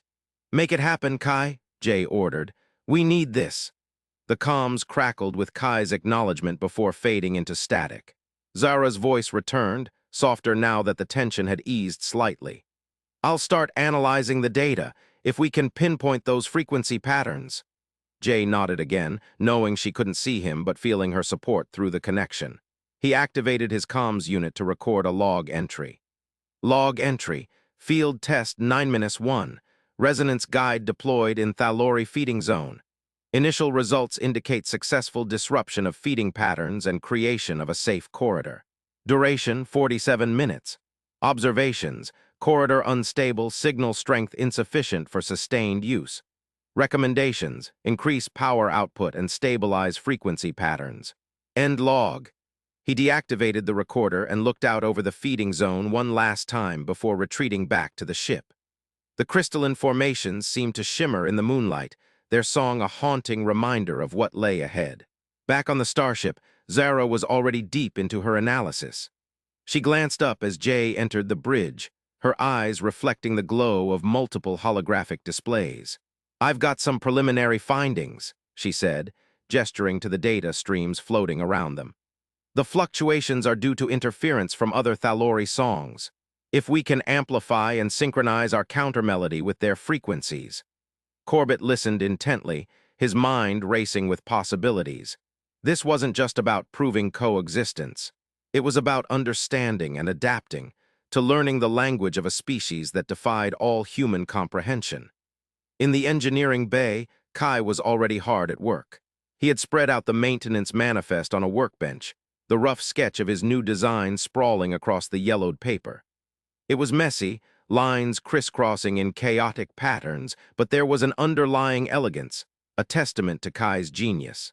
Corbett leaned over the bench, studying the diagram. This is ambitious, Kai grinned, his eyes gleaming with determination. It has to be. We can't keep patching things together. We need a solution that scales. The sketch depicted a device roughly the size of a cargo container, its internal components labeled in Kai's hasty scrawl. Reactor taps fed into a central core, which in turn powered an array of resonance amplifiers. The design was both crude and brilliant, exactly what they needed. Make it happen, Jay repeated, clapping Kai on the shoulder. And fast. Kai saluted mockingly before diving back into his work. Corbett watched for a moment longer, feeling a surge of confidence. They had proven that coexistence was possible. Now they just needed to make it practical. Back in the bridge, Zara looked up from her analysis as Jay returned. Her face was flushed with excitement, and he knew she had something significant to share. We've got it, she said, turning one of the holographic displays so he could see. The pattern, it's a harmonic sequence. If we adjust our countermelody to match this, we can stabilize the corridor. Corbett studied the display, his mind racing with possibilities. This was more than just data. It was a key, a way to unlock communication with the Thalori. Good work, he said, his voice filled with pride. Pass it on to Kai. Let's see if we can integrate this into his design. Zara nodded, already sending the information through their internal network. Jay took one last look at the feeding zone outside, the crystalline formations now bathed in the first light of dawn. The battle was far from over, but they had taken a crucial step forward. The resonance guide, their weapon against chaos, was evolving, growing stronger with each iteration. And as Jay stood there watching the alien landscape, he knew that this was just the beginning of something much greater. In the engineering bay, Kai's sketch lay on the workbench, a promise etched in ink and ambition. A cargo container-sized resonance guide, powered by 3 reactor taps, capable of holding a corridor open for hours. It was ugly, ambitious, and exactly what they needed to bridge the divide between human and Thalori. The chapter ended with that hope, raw, unyielding, and ready to change the course of their journey. Chapter 10, The hum of the starship's engines, was a soothing background noise that Commander J. Corbett had long since learned to tune out. His quarters on the horizon's edge were sparse, functional, just like him. The hollow display flickered to life at his command, casting a soft blue glow over the room. He stared at the list of names, each one etched in his memory, but now burned into his consciousness with a new, bitter clarity. Lieutenant Marina Klein, Captain Orion Vale, Dr. Ada Sterling, Ensign Kaylan Voss. 4 names. 4 potential traitors. Jay's gaze lingered on each one, his mind sifting through the web of interactions, shared secrets, and trusted alliances that had defined his time in the Andoran Combine. Marina Klein, he couldn't believe it. Her name was at the top of the list because she was the one he suspected least. A fellow operative from his early days, someone who had saved his life more than once. But Marina wasn't just a soldier. She was a confidant, almost a sister in arms. The idea that she might be feeding intel to the cartel sent a chill down his spine. Orion Vale, he already suspected him. There was always something about Orion's ambition that rubbed Jay the wrong way. Captain Vale had the kind of relentless drive that made allies uneasy and enemies wary. But suspicion wasn't evidence, and Jay knew he needed more than gut instinct to accuse someone so high-ranking. Ada Sterling, the surprise among surprises, a brilliant scientist with a knack for cutting-edge technology. She was integral to the Resonance Guide project, and her expertise had been invaluable. Yet her name on this list felt like a betrayal of trust, a breach in the scientific community that Jay held sacred. Ada was meticulous, almost obsessive about her work, but could her dedication have blinded her to the moral implications? Kaylan Voss, the other surprise, an ensign with a quick mind and an even quicker smile, young, eager, and seemingly without guile. Kaylan had been assigned as Jay's aide, and their interactions were always professional yet cordial. Yet here he was on this list of suspects. Jay took a deep breath and opened a secure channel to Alara. Her hollow image materialized in front of him, her stern expression softening slightly when she saw him. "Commander," she acknowledged, her voice steady despite the gravity of their situation. "I have a list," Jay said without preamble. 4 names." Alara nodded, ready to listen.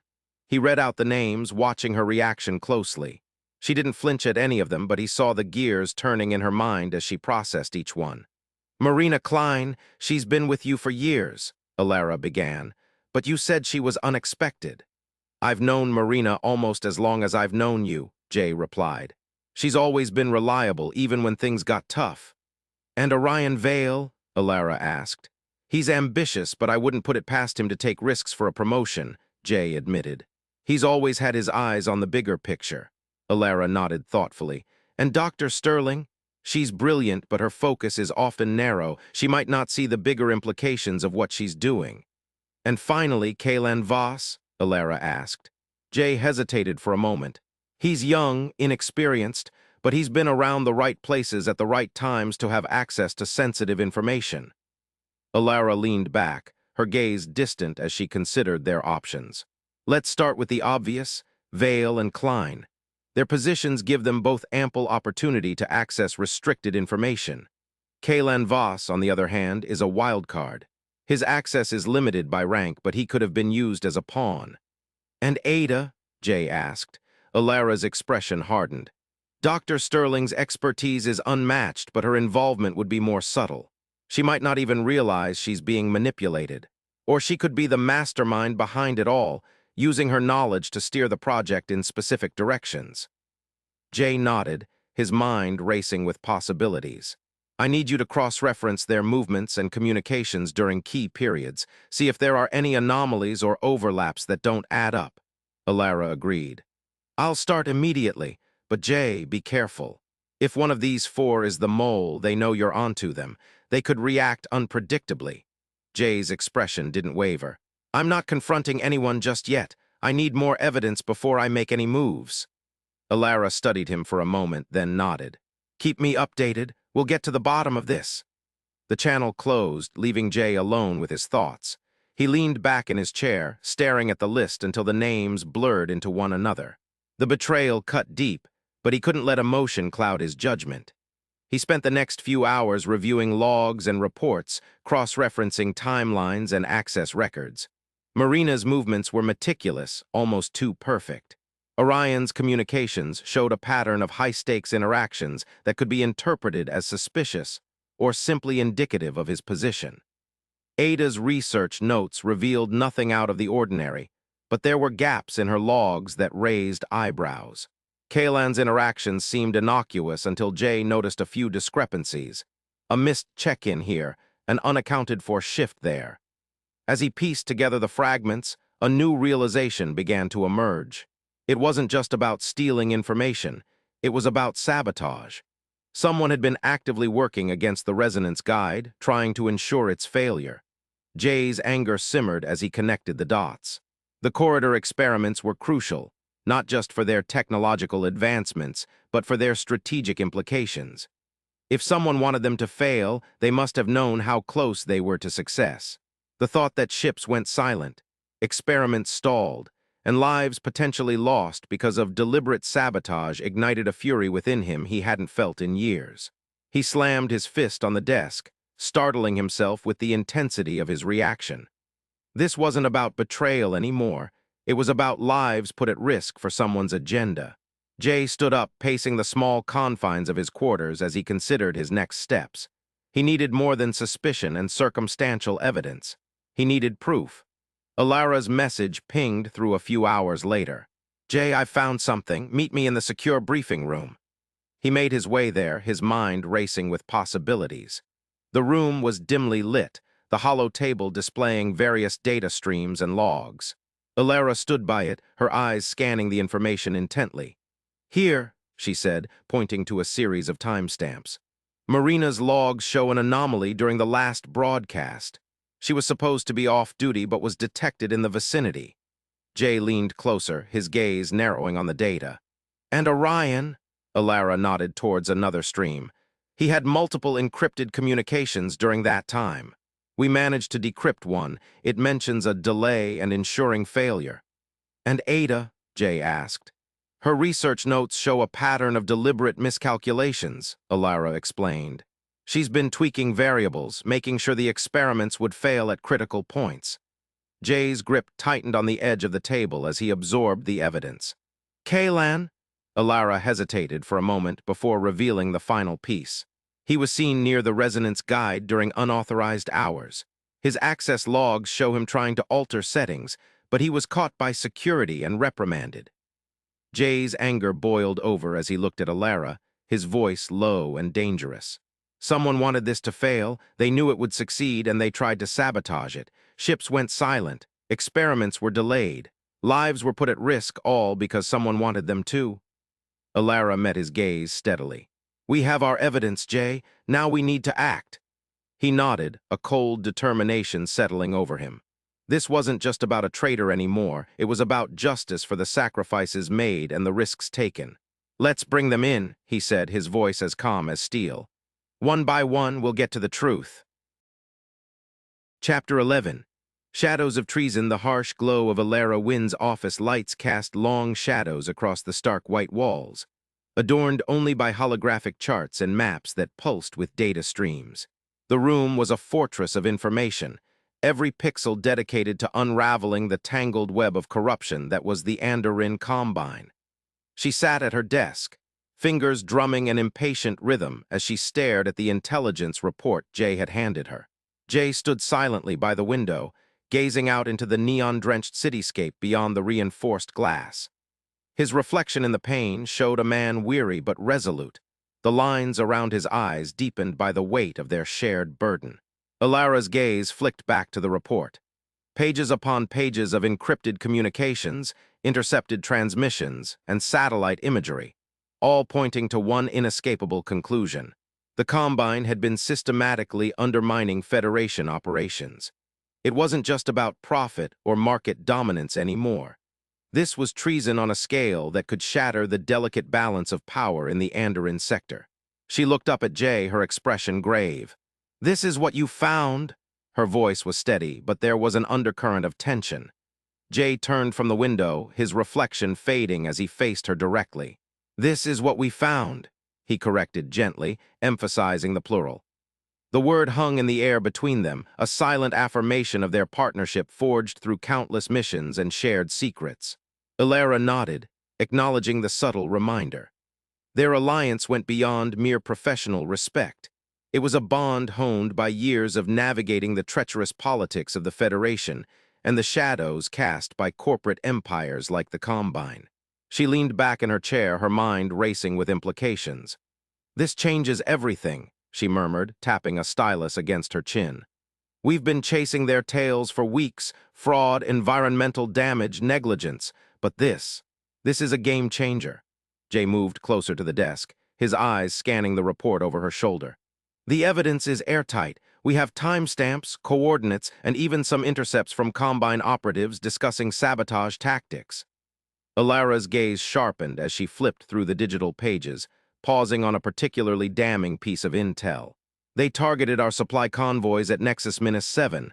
That attack cost us 3 ships and 50 lives." Her voice hardened with each word. Jay nodded grimly.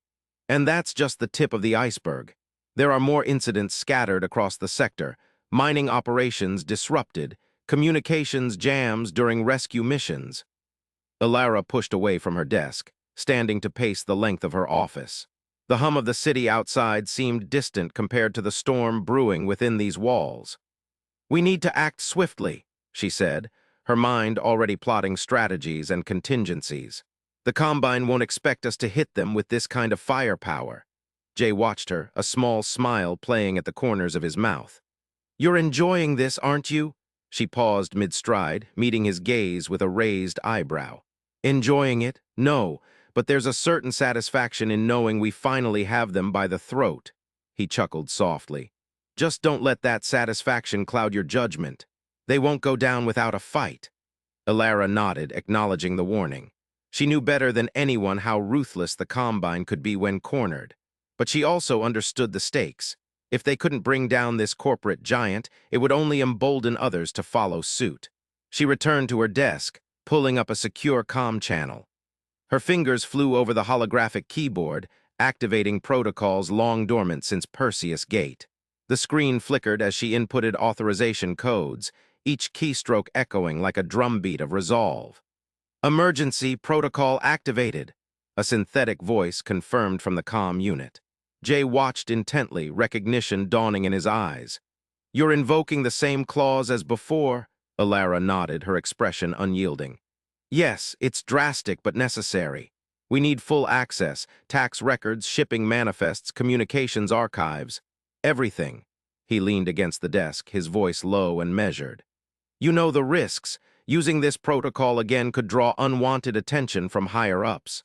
Some might see it as overstepping your authority." She met his gaze steadily. "I'm aware of the risks, Jay, but we can't afford to play by their rules anymore, not when lives are at stake." Jay's expression softened slightly, pride gleaming in his eyes. "You've come a long way from the cautious commissioner I first met," he said quietly. Ilara smiled ruefully. "So have you, Commander." The comm unit beeped softly, signaling the completion of the protocol activation. Ilara tapped the final command, sealing their fate. "Investigation authorized," she announced, her voice carrying an edge of triumph. Jay straightened, a sense of purpose settling over him like armor. "What's our next move?" Ilara turned back to her desk, already compiling lists and directives in her mind. "We start at the top. Board members, executives, anyone with ties to the sabotage operations. We need names, locations, anything that can help us map out their network." He nodded, pulling up his own comm device to begin coordinating resources. "I'll rally our assets on the ground. We'll need eyes and ears everywhere. The Combine won't expect this kind of coordination." Ilara agreed, her fingers dancing over the holographic interface as she drafted search warrants and data extraction requests. The room buzzed with energy, a symphony of strategy and determination. As they worked in tandem, Ilara felt a sense of closure. This was what she had been building towards for weeks. Jay's intelligence report was the final piece, the missing link that tied everything together. And now, armed with emergency protocol, they were unleashing the full might of Federation justice against an enemy who thought themselves untouchable. Hours blurred into each other as they laid out their battle plan. Ilara's office transformed into a war room, holographic maps and data streams casting eerie shadows on the walls. They pored over every detail, leaving no stone unturned in their quest for justice. Finally, as dawn broke over the cityscape, Ilara leaned back in her chair, surveying the chaos of their labor. Exhaustion tugged at her limbs, but her spirit burned with renewed vigor. "We're ready," she declared, looking at Jay with a mixture of relief and anticipation. He met her gaze, exhaustion etched on his face but determination burning brighter. "Yes, we are." Ilara activated one last comm channel, this time broadcasting to every Federation outpost in the Andoran sector. Her voice echoed through the ether, clear and unwavering. "Attention all personnel. Emergency protocol has been invoked. Effective immediately, I am authorizing a full-scale investigation into the activities of the Andoran Combine. All resources are to be diverted towards this operation. Leave no stone unturned." The cityscape outside her window began to stir with life, a new day dawning on a sector poised for change. Below them, unseen by human eyes, the gears of justice ground into motion.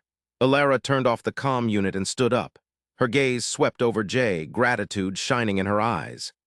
"We make quite the team," she said softly. He smiled back at her, weariness lifting momentarily. "Always have." With that silent promise hanging between them, they stepped out of her office and into the fray. The Combine had no idea what was coming, an unstoppable force fueled by evidence and righteous fury. And as Ilara Wynn and Jay Corbett walked side by side through the halls of power, they knew one thing for certain: justice would be served, no matter the cost. And so began the reckoning. The Combine's fortress crumbled before them, brick by brick, revelation by revelation. In the shadows cast by corporate greed and betrayal, Ilara Wynn stood tall, a beacon of unyielding resolve, backed by the unwavering loyalty of her partner. Together, they forged ahead, ready to face whatever darkness lurked in the horizon's edge of their universe. Chapter 12. Resonance of steel. The cargo bay of the horizon's edge hummed with an unnatural energy, a symphony of clanging metal and whirring machinery that echoed through the ship like the heartbeat of some ancient machine god. Kai Akafer stood at the epicenter, his hands coated in grease and sweat, eyes bloodshot from 72 hours of relentless work. The maintenance manifest lay crumpled on a nearby console, its original sketches now a reality taking shape before him. "Kai, you need to eat something," Zara Chen said softly, extending a ration bar towards him. Her voice was a gentle intrusion in the cacophony of the bay, but Kai barely acknowledged her presence. "I can't stop, Zara," he replied, his voice hoarse from exhaustion and the constant roar of machinery. "We're too close." Zara sighed and pulled back. She knew better than to argue with him when he was in this state, obsessed, determined, driven by an almost maniacal focus. Instead, she returned her attention to the small tablet in her hand.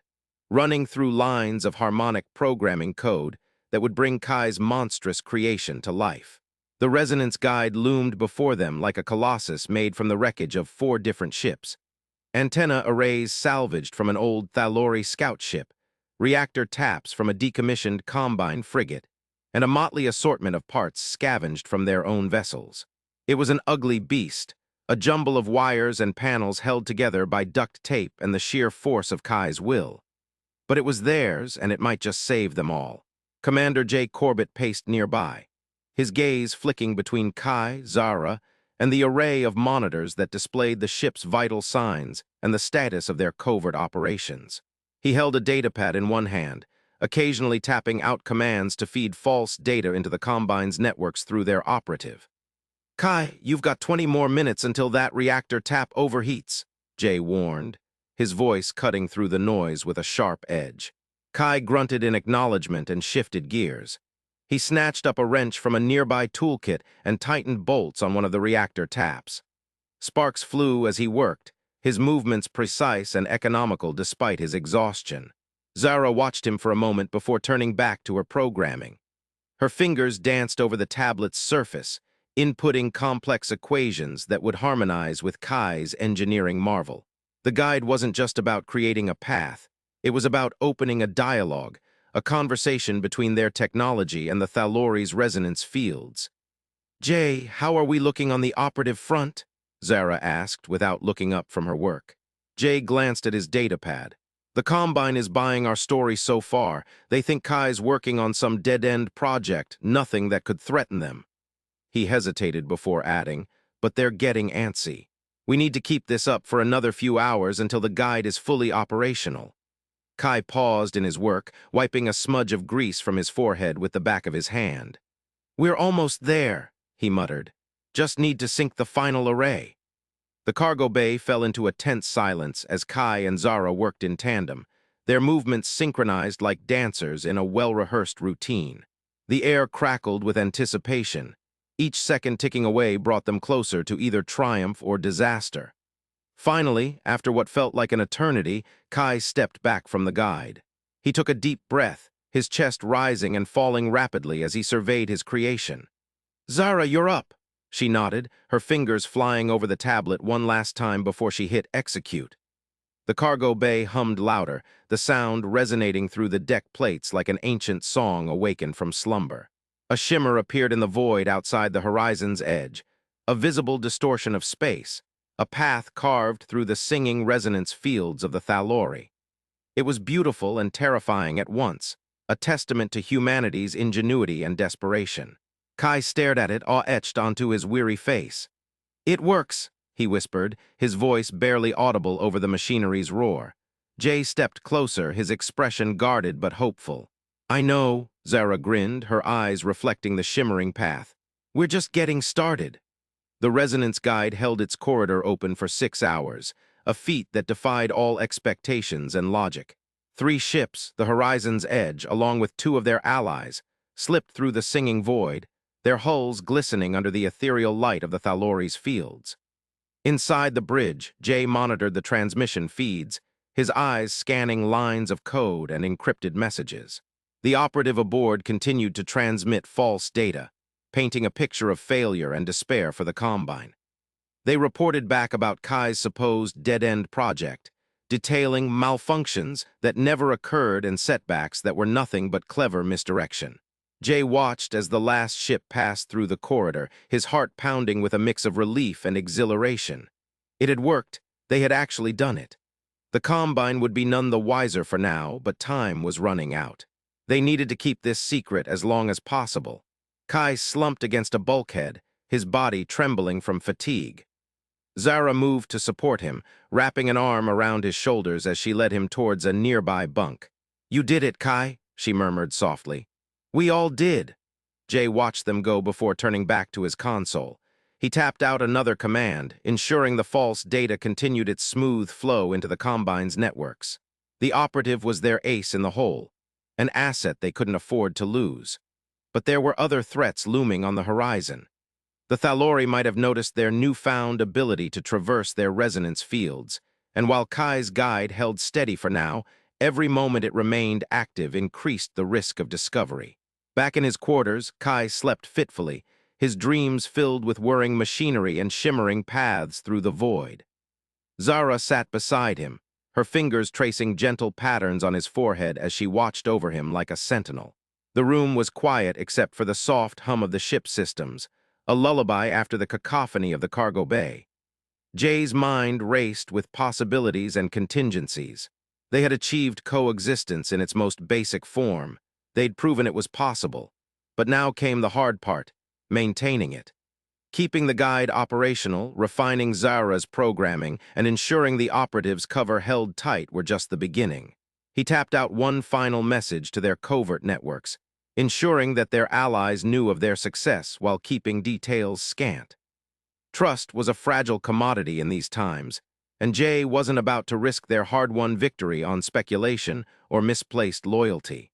Hours passed like minutes as Kai slept, Zara vigilantly at his side, and Jay orchestrated their next moves from the bridge. The operative's transmission finally came through, a brief, encrypted burst that cut straight to the point. Test failed, guide malfunctioning. The Combine believed they had nothing to worry about. Their enemies were still stumbling in the dark. But for Kai, Zara, and Jay, a new dawn was breaking. They had proven coexistence possible, carving a path through the singing void with nothing but determination and salvaged parts. The guide stood sentinel in the cargo bay, its ugly form now adorned with the shimmer of success. It was more than just an engineering marvel. It was a symbol of hope, a testament to what humanity could achieve when pushed to their limits. And as Kai drifted deeper into sleep, his dreams filled with resonance and possibility, Jay knew they were only beginning. But for now, the Combine thought them defeated, blinded by false data and misdirection. The operatives' transmission was a victory in itself, buying them precious time to refine their creation and plan their next steps. Kai stirred slightly, murmuring incoherent words in his sleep, a language of gears and circuits. Zara smiled gently, her hand still resting on his forehead as she whispered back, "We're just getting started." Chapter 13. The hollow projector hummed softly in Alara Wynn's quarters, casting a faint glow over her face as she rehearsed her presentation for what felt like the 100th time. The room was dimly lit, save for the blue and white holographic displays that floated before her, filled with graphs, charts, and incriminating evidence meticulously arranged to tell a story of deception and betrayal. Alara's reflection in the viewport showed a woman both weary and resolute. Dark circles framed her eyes, but her gaze was sharp and unyielding. She had spent every waking moment for the past week preparing for this. The Andoran Combine's crimes against the Federation were not just data points to her. They were lives lost, families shattered, and trust betrayed. This presentation wasn't merely about justice, it was personal. Her comm device chimed softly, interrupting her rehearsal. The caller ID displayed Commander J. Corbett. Alara hesitated for a moment before accepting the call. Jay's face appeared on the hollow screen, his features softened by the gentle light from his own quarters. "Hey," he said, his voice low and warm. "You up late again?" Alara nodded, glancing back at her presentation notes. "Just going over everything one last time." Jay smiled, a mixture of pride and concern in his eyes. "You've got this, Alara. I've seen you present to a room full of grunts and make them believe the sky was falling. The Council won't stand a chance." She managed a small laugh. "Thanks for the vote of confidence. I want to make sure everything is perfect." "You've done more than perfect," Jay assured her. "You've built an ironclad case. The evidence speaks for itself." Alara felt a flutter in her chest, a mix of nerves and gratitude. "I couldn't have done this without you, Jay. Your support. It means more than you know." Jay's expression softened further. "We're a team, Alara, always have been, and tonight you're about to change everything." Alara took a deep breath, trying to steady herself. "I hope so. The lives lost. They deserve justice." "That's why you're doing this," Jay said. "And you'll get it for them." They shared a moment of silence before Jay spoke again. "Listen, I know tonight is huge, but remember why you started this. It's not just about the Combine. It's about every life they touched, every family they destroyed. You're fighting for them." Alara felt tears well up in her eyes. She blinked them away, determined to stay focused.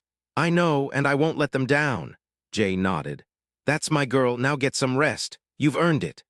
They said their goodbyes, and Alara turned back to her hollow projector. Jay's words echoed in her mind, bolstering her resolve. She took one last look at her notes before shutting off the projector. As she lay down on her bed, exhaustion finally caught up with her. Her eyes drifted closed, but sleep was elusive. Thoughts of the Andoran Combine, of the 17 ships and their crews, and of Jay's unwavering support kept her awake. It wasn't long before a soft chime from her comm device roused her. Alara blinked away the remnants of sleep and checked the message.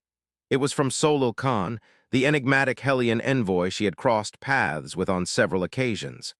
The subject line read, "Regarding the Thalori situation." Curiosity piqued, Alara opened the message. The holographic display flickered to life, showing a series of encrypted files and a short written note. "Alara Wynn, the Hellion have been monitoring the Thalori situation closely. We have obtained technology that may assist in your endeavors against the Andoran Combine. Attached are detailed schematics and operational manuals for devices capable of penetrating their encryption protocols and tracking their movements more effectively." Solal Khan Alara's heart quickened as she scanned the contents. The Hellion had always been a mysterious ally, their technology far beyond anything the Federation possessed. This offer was unexpected but potentially game-changing. She spent the next few hours poring over the data, her fatigue temporarily forgotten. The Hellion devices were sophisticated, designed to infiltrate and disrupt communication networks with minimal detection. It was exactly what she needed to bolster her case against the Combine and protect future Federation operations in the Andoran sector. As dawn broke outside her viewport, Alara felt a renewed sense of purpose. She quickly prepared a response to Solo Khan, expressing her gratitude and requesting any additional support they might provide. The Hellion envoy's prompt assistance was a lifeline, and she couldn't help but feel a flicker of hope amidst the looming challenge ahead. With newfound energy, Alara returned to her presentation. She integrated the Hellion data seamlessly into her argument, adding layers of complexity that would leave no room for doubt. The evidence was now more compelling than ever, a testament not just to her investigative skills, but also to the unexpected aid from the enigmatic Hellion. The Federation Council chambers loomed before Alara as she stepped through the imposing arched entrance. The vast hall was adorned with murals depicting pivotal moments in Federation history, each a reminder of the high stakes involved. Council members sat in a semicircle, their eyes fixed on her as she took center stage. Alara's heart pounded in her chest, but her voice remained steady as she began her presentation. Honorable members of the Federation Council, thank you for granting me this audience. I stand before you today to present evidence of a grave threat to our security and integrity. She activated her holoprojector, and holographic displays materialized around the room, illustrating her findings with vivid clarity. The tax records, communications intercepts, shipping manifests, all laid bare the Andoran Combine's treachery. Over the past 6 months, she continued, the Andoran Combine has been manufacturing and selling fraudulent protection devices, actively sabotaging Federation operations in the Andoran sector. Their actions have resulted in the loss of 17 ships and their crews, a direct assault on our people and resources. She paused, allowing the weight of her words to settle before moving on to more technical details. The room was silent except for the soft hum of the projectors. Through extensive investigation, Alara explained, we have uncovered a web of deception spanning multiple systems. Tax records show discrepancies in funding allocations, while intercepted communications reveal collusion between Combine executives and rogue salvagers. Shipping manifests detail the movement of counterfeit devices through Federation space. As she delved deeper into the evidence, the council members listened intently. Alara could see the shock and disbelief on their faces as they absorbed the scale of the betrayal. The Andoran Combine's actions are not merely criminal, she concluded. They are an existential threat to our Federation. Our citizens deserve protection from such malicious intent. Alara took a deep breath, her voice rising with conviction. I urge this council to take immediate action against the Andoran Combine. We must hold them accountable for their crimes and ensure that justice is served. The chamber fell silent once more as Alara stepped back, her presentation complete. She had poured her heart into every word, every piece of evidence. Now it was up to the council. Fleet Admiral Chen, seated at the center of the semicircle, was the first to speak. Her expression was unreadable, but her voice held a note of respect. Commissioner Wynne, your presentation is comprehensive and compelling. The evidence you've presented leaves little room for doubt. Alara nodded, a sense of relief washing over her. Chen continued, the council will convene in private to discuss the next steps. Your dedication and diligence are commendable, Commissioner. You have our full support in this matter. With that, Alara's presentation was concluded. She had faced the political climax head-on, presenting her case with unwavering resolve. The validation from Chen and the council members was a profound moment of recognition, a testament to her journey. As she exited the chambers, Jay awaited her outside. His smile was reassuring, a silent acknowledgement that they were in this together. Proud of you, he said softly as she approached. Alara returned his smile, feeling a surge of gratitude. Thank you, I couldn't have done it without you. Jay placed a gentle hand on her shoulder. We make a good team. They walked side by side through the halls of the Federation Council building, their footsteps echoing in the vast corridors. Ilara felt a sense of completion, knowing that she had given everything she could to expose the truth. Back in her quarters, Ilara received another message from Solal Khan. The Hellion envoy's words were brief but profound. Your presentation has garnered significant attention among the Hellion. We stand ready to support you in any further actions against the Combine. Ilara read the message with a sense of awe. The Hellion's continued backing was more than she could have hoped for, a new piece of the puzzle arriving at exactly the right moment. As she prepared to rest, Ilara knew that her journey was far from over.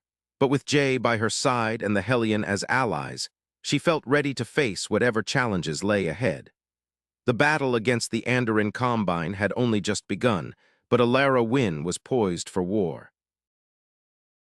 Chapter 14. Resonance Reversal. The bridge of the horizon's edge hummed with a tension that was almost palpable. Commander J. Corbett sat at the helm, his eyes scanning the holographic displays that floated above the console.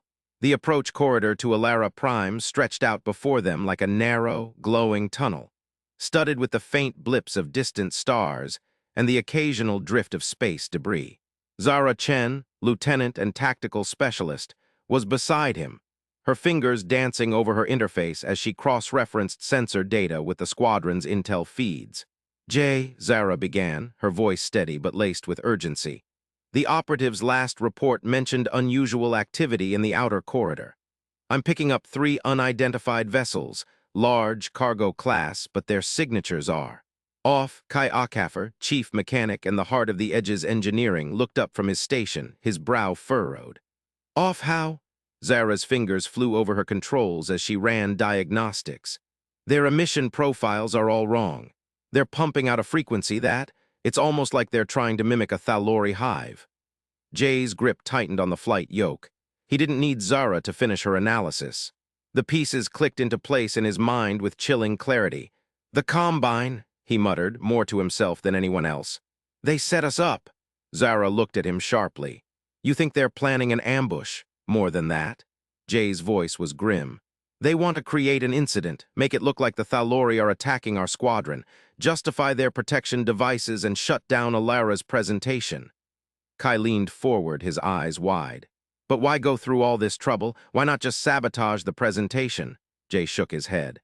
Too risky, too traceable. This way they can blame it on the Thalori. It's a classic misdirection play. He glanced at Zara, who nodded in agreement. Analysis confirms, she said, her voice barely above a whisper. The vessels are armed heavy weapons, Jay, and they're shielding. It's designed to attract Thalori. Jay's mind raced as he formulated a plan. Every second counted. If the Combine captains were half as competent as they thought, this could be over before they even realized what hit them. We need to turn this trap back on them, he said, his voice steady and calm. Kai, how much power can we safely push through the resonance guide? Kai's eyes glazed over slightly as he dove into the ship systems. Theoretically, a lot more than we've ever used before. He paused, calculating. I think we could manage a concentrated burst without risking structural integrity. Zara looked at them both, her expression determined. Jay, if we use the guide to emit a counterharmonic frequency, it might destabilize their systems. But we have to be precise. Too much and we'll fry our own tech. That's why we've got you, Jay replied with a tight smile. He turned his attention back to the helm. Kai, prep the guide for an emergency burst, maximum safe output. Zara, I need real-time targeting data on those vessels. We're going straight at them. Zara's fingers flew over her interface as she began calculating trajectories and frequencies. Targeting solutions in 3, 2. Jay felt a surge of adrenaline as he engaged the thrusters, pushing the horizon's edge forward with renewed vigor. The squadron behind him followed suit, their formation tightening around him like a protective shell. Broadcasting on all frequencies, Jay announced, his voice calm but firm.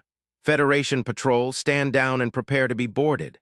The response was immediate.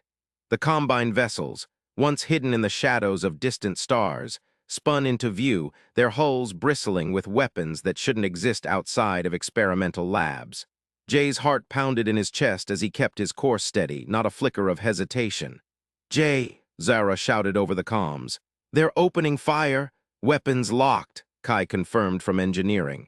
But Jay didn't reach for the weapon's control. Instead, he gripped the flight yoke tighter and focused on the resonance guide's interface, feeling its hum resonate through his bones. The first volley of plasma bolts streaked toward them, a barrage that should have obliterated any Federation vessel. But Jay's eyes were fixed on the Combine ship's positioning, a perfect alignment for what he had in mind. "Now, Zara," he shouted, trusting her calculations to be flawless. Zara's voice came back through the comms, tense but clear. "Frequency lock acquired, counterharmonic burst initiated." The horizon's edge shuddered as a pulse of raw energy surged from the resonance guide. The counterharmonic burst pierced the void like an ethereal blade, slicing through the Combine vessel's shielding and weapon systems. "Incoming Thalori," Kai announced, his voice tinged with both awe and fear. A swirling mass of Thalori, drawn by the sudden surge in their signature frequency, began to materialize around them, their forms fluid and ever-shifting as they converged on the Combine vessels. Jay felt a twinge of unease but kept his focus locked on the helm. He couldn't let this distraction break his concentration. The squadron behind him stayed tight, their formation unbroken despite the chaos. "Shields holding," Zara reported, her voice barely audible over the cacophony of alarms and static. "They're trying to redirect, but our burst scrambled their systems."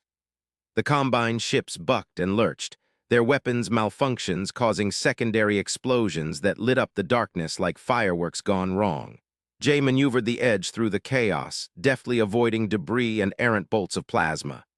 "Jay," Zara called out suddenly. "One of them is trying to break formation, heading for Alara Prime." He glanced at the tactical display and saw one of the Combine vessels veering away from the others, its engines burning hot with desperation. Jay's grip on the yoke tightened further as he made his decision. "Kai, can you boost our guide's output?" A moment of hesitation, then Kai confirmed. "For a short burst, yes," Jay nodded grimly. "Zara, target that vessel." Her fingers moved swiftly over her controls before she responded with a single word. "Locked. Firing." Jay activated the resonance guide again, pouring every spare watt of power into a narrow beam aimed at the fleeing Combine ship. The effect was instantaneous. The vessel's engines faltered and died, leaving it adrift in space.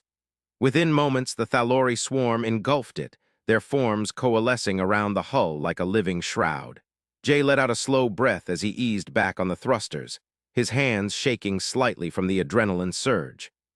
The other two Combine ships were immobilized, their systems fried by the counterharmonic burst and now surrounded by Thalori that circled them menacingly, but did not attack. "We have visual on Combine Captain," Zara announced, her voice steady despite the chaos around them. "He's in restraints. Our boarding party is securing him." Jay leaned back in his chair, his body aching with relief and exhaustion. The trap had been sprung, but it was the trappers who found themselves ensnared. "Status report?" he asked quietly. Zara turned to him, her expression a mix of exhaustion and triumph. "Squadron intact, no casualties reported. Combined ships are disabled, their captain is in custody." Kai looked up from his engineering console, his eyes wide with disbelief. "And the Thalori, they're singing." Jay nodded, a small smile playing at the corners of his mouth. The bridge hummed with a strange harmony. The rhythmic thrum of the horizon's edge's engines and the ethereal melodies of the Thalori overhead, blending into an otherworldly symphony. He stood and walked over to Zara's station, looking down at her screen. There, amidst the chaos, was the Combine captain, bound but defiant, and a Thalori hovering nearby, its form shifting and undulating as if in time with their song. "Well done," Jay murmured, placing a hand on Zara's shoulder. She smiled weakly, her fingers still moving over the controls. Kai joined them, his expression thoughtful. "We did it," he said softly. "But what now?" Jay met Kai's gaze and then Zara's before turning back to the helm. "Now we go home." Home was a relative term for them, but at this moment it meant Alara Prime, a planet where they could rest, regroup, and present their evidence to the Federation. The ambush had failed. The Combine's deception was exposed. As Jay settled back into his chair, he couldn't help but feel a sense of pride mingled with trepidation. They'd turned the enemy's trap against them, using technology meant for destruction as a tool for capture and justice. But the Thalori song overhead served as a reminder that this was just one battle in an endless war. Jay reached out to adjust the resonance guide settings, his fingers brushing over the controls with a newfound appreciation. The guide wasn't just a navigational tool anymore. It was their weapon, their shield, and perhaps even their key to understanding the mysteries of the cosmos. For now, though, he simply listened to the Thalori's haunting melody as the horizon's edge cut through the stars, carrying them back toward the light. Chapter 15. Harmonies of Change. The chamber of the Federation Council was a vaulted expanse of polished marble and glowing holographic displays, each seat a throne of sorts, elevated above the central dais where Gate Commissioner Dr. Alara Wynn stood. The air hummed with anticipation as she gazed out at the sea of faces, each a representative from various sectors, each a vote that could shift the course of history. Alara's heart pounded in her chest like a metronome keeping time with destiny. She had prepared for this moment for months, sifting through data streams, cross-referencing logs, and compiling evidence until every piece fit snugly into place. Today was not just about presenting facts. It was about redefining perception. "Honorable members of the Federation Council," she began, her voice steady despite the tumult within her. "I stand before you today to address a crisis that has gripped our sector for far too long. 17 ships lost, hundreds of lives taken, not by an enemy's weapons but by deceit and greed." A murmur rippled through the councilors as images flickered to life behind her. Holographic projections of destroyed vessels, faces of the fallen, and schematics of fraudulent devices manufactured by the Andoran Combine. Alara let the silence linger for a moment before continuing. "The Andoran Combine has orchestrated a conspiracy that stretches from the depths of our asteroid mines to the highest echelons of our military procurement. They have profited from fear, using their influence to sabotage Federation operations and foment chaos. Their endgame? To monopolize the Andoran sector under the guise of security." Alara paused, allowing the gravity of her accusations to sink in before pivoting to the heart of her argument. Yet amidst this darkness there is a beacon of hope, a species misunderstood and misrepresented: the Thalori. These filter beasts, as we have come to call them, are not monsters but neighbors. They sing, they thrive on background radiation, and they have never meant us harm. She activated another hologram, this one showing a Thalori in its natural habitat, its bioluminescent tendrils pulsing with ethereal melodies. The counselors leaned forward, captivated by the alien beauty before them. "Our first encounters were fraught with misunderstanding and fear," Alara acknowledged. "But what if we approach them not as adversaries but as potential allies? What if we listen to their song instead of silencing it?" Alara turned her gaze back to the counselors.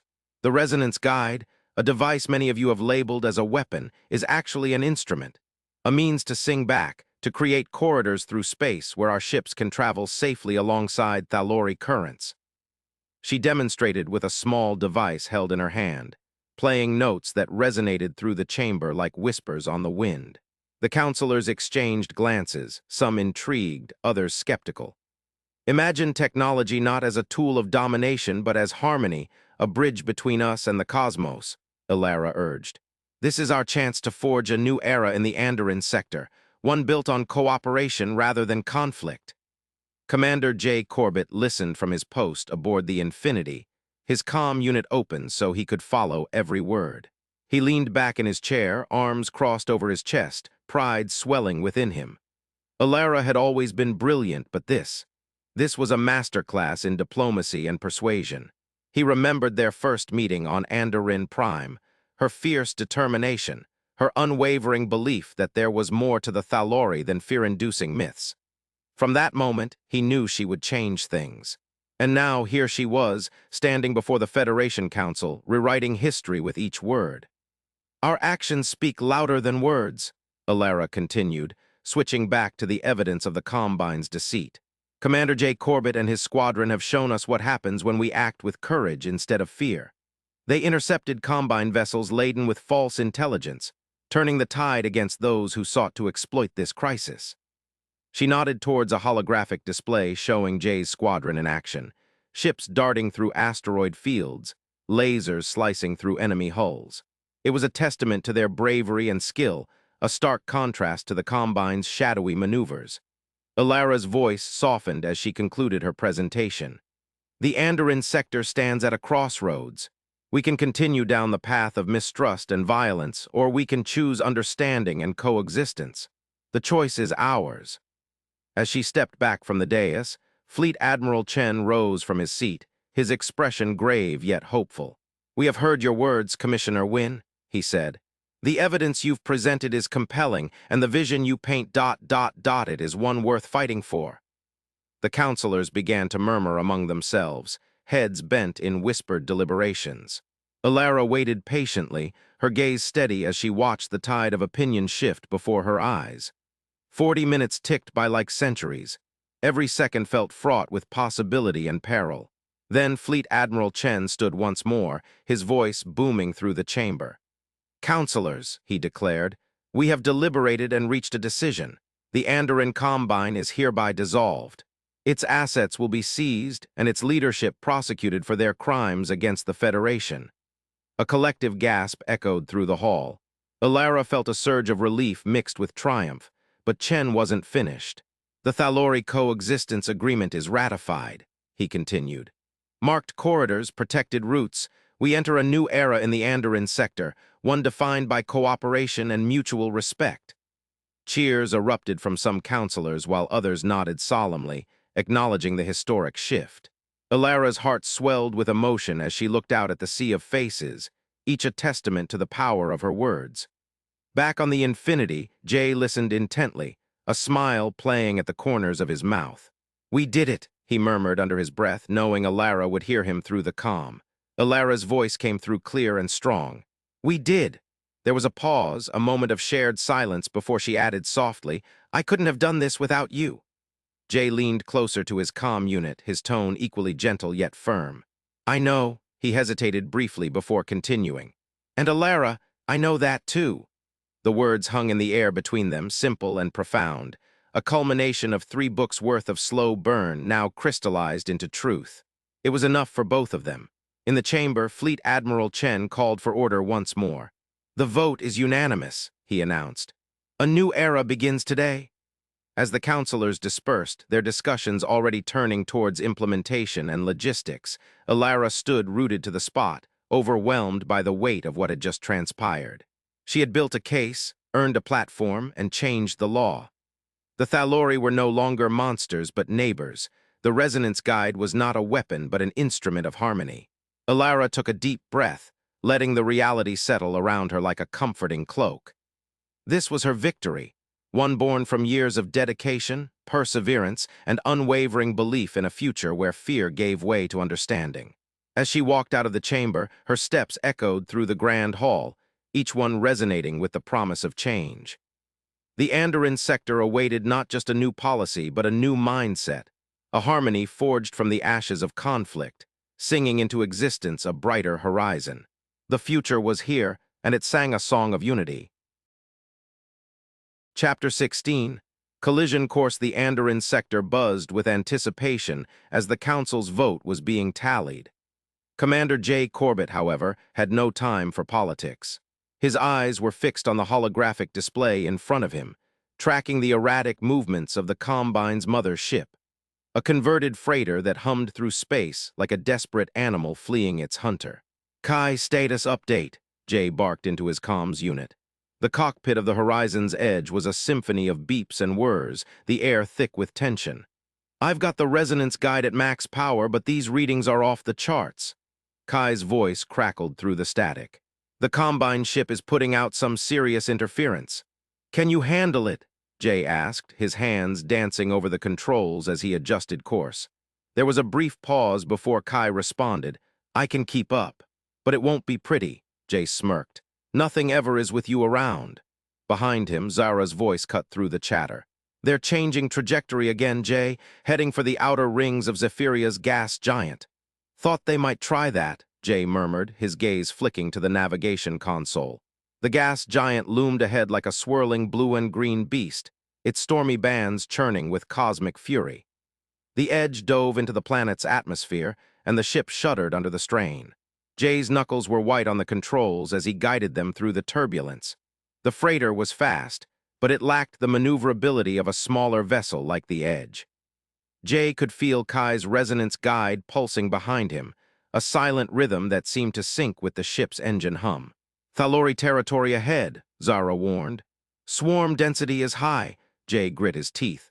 The Thalori were filter beasts, entities that fed on the electromagnetic energy of stars and planets. Their swarms could be deadly to any vessel without proper shielding or guidance. But Kai had developed something extraordinary, a resonance guide that mimicked natural M signatures, convincing the Thalori to part around it. "Kai," Jay called out, his voice steady despite the chaos. "I'm on it," Kai replied, his concentration palpable in his clipped responses. "The guide is holding, barely." Jay felt the Edge shudder again as they entered the swarm. The holographic display showed a sea of glowing points, Thalori drifting in vast numbers. Then, almost magically, a corridor opened before them. The filter beasts shifted like water around a stone, creating a path through their depths. "Hold steady," Kai said, his voice strained but determined. "The guide is keeping up." Jay's eyes never left the display as he navigated the narrow passage. The Combine ship, faster but less agile, struggled to keep pace. Jay saw an opening, an impassable debris field strewn with fragments of old space stations and derelict vessels. "Zara, plot a course through that mess," Jay ordered, his voice sharp. "I see it," Zara replied, her fingers flying over her console. "It's risky but doable." Jay banked the Edge sharply, diving into the debris field. The ship groaned under the pressure as they weaved between chunks of metal and shattered hulls. Behind them, the Combine freighter hesitated, trying to follow but lacking the finesse. "Incoming," Kai shouted, his voice laced with urgency. "They're firing." Jay's heart pounded in his chest, but he didn't waver. He cut the throttle, allowing gravity to slingshot them forward. The Edge spun like a top, using Zephyria's gravitational pull to propel them into a tight arc around the gas giant. The Combine ship tried to mirror the maneuver but overcompensated, its trajectory skewed off course. Jay seized the moment, guiding the Edge back on track and closing in on their quarry. "Zara status?" "Their shields are down," she reported calmly. "Weapons offline," Jay grinned fiercely. "Let's make this easy for them." He opened a comm channel to the Combine ship. "This is Commander J. Corbett of the Horizon's Edge. Power down your engines and open an airlock." There was a long pause, then a crackling response. "You're insane," the Combine captain spat. "You can't take us in this state." "I just did," Jay countered smoothly. "Now open the airlock or I'll blow it open myself." The threat hung heavy in the void between them. Jay's patience wore thin as he waited, but finally there was a soft hum from the Combine ship. The airlock door slid open, revealing an ominous darkness. Jay nodded to Zara and Kai. "Secure the vessel. I'll bring us alongside." The Edge docked smoothly with the Combine freighter. Jay stood up, stretching his cramped muscles, and made his way to the airlock. Zara and Kai followed, their footsteps echoing in the corridor. "I'm going in alone," Jay said, his voice firm. "Zara, you're on comms." "Kai, hold position." Zara nodded, her expression grave. "Be careful, Jay." He stepped through the airlock into the belly of the Combine ship. The interior was dimly lit, filled with the hum of machinery and the faint scent of ozone. Jay's boots echoed as he walked down the metal corridor. The bridge was a mess. Console screens flickered erratically, and the captain stood with his hands raised in surrender, flanked by two crew members. "You win," he said bitterly. "But you can't keep running from us forever." Jay's gaze was unyielding. "This isn't about running, it's about justice. Your actions have consequences, Captain." The Combine captain sneered but didn't argue further. Jay motioned for his crew to secure the prisoners and begin the transfer of their cargo, protection devices that had kept whole sectors in thrall. Back on the Edge, Jay returned to the airlock, feeling a mix of relief and exhaustion. He stepped through the door, and there she was. Alara Wynn, Gate Commissioner Dr. Wynn, waiting for him with an unreadable expression on her face. The distance that had defined 3 long books suddenly seemed trivial. Jay's steps faltered as he approached her, his heart pounding in a way it never did during the chase. "Ilara," he said softly, her name feeling unfamiliar yet comforting on his tongue. She took a step forward, closing the gap between them. Her eyes were filled with something Jay had only ever glimpsed in stolen moments. They were tender and resolute, a reflection of their shared journey. "You did it, Jay." He reached out tentatively, cupping her cheek. His fingers brushed against her skin, and for an instant, time seemed to stand still. Alara leaned into his touch, her eyes never leaving his. "Together," she whispered, her voice barely audible over the hum of the ship. Jay nodded, feeling a warmth spread through him that had nothing to do with adrenaline or victory. Together. The distance between them collapsed in that moment, 3 books of slow burn and unspoken words finally giving way to something real. Jay leaned in, his lips brushing against hers in a kiss that was both soft and fierce, a promise of what they could be. When they pulled back, Alara's smile was radiant. "We make quite the team," Jay grinned. "The best." Behind them, Kai and Zara exchanged glances, their relief palpable. The chase was over, but this new chapter, the one where Jay and Alara stood together, was just beginning.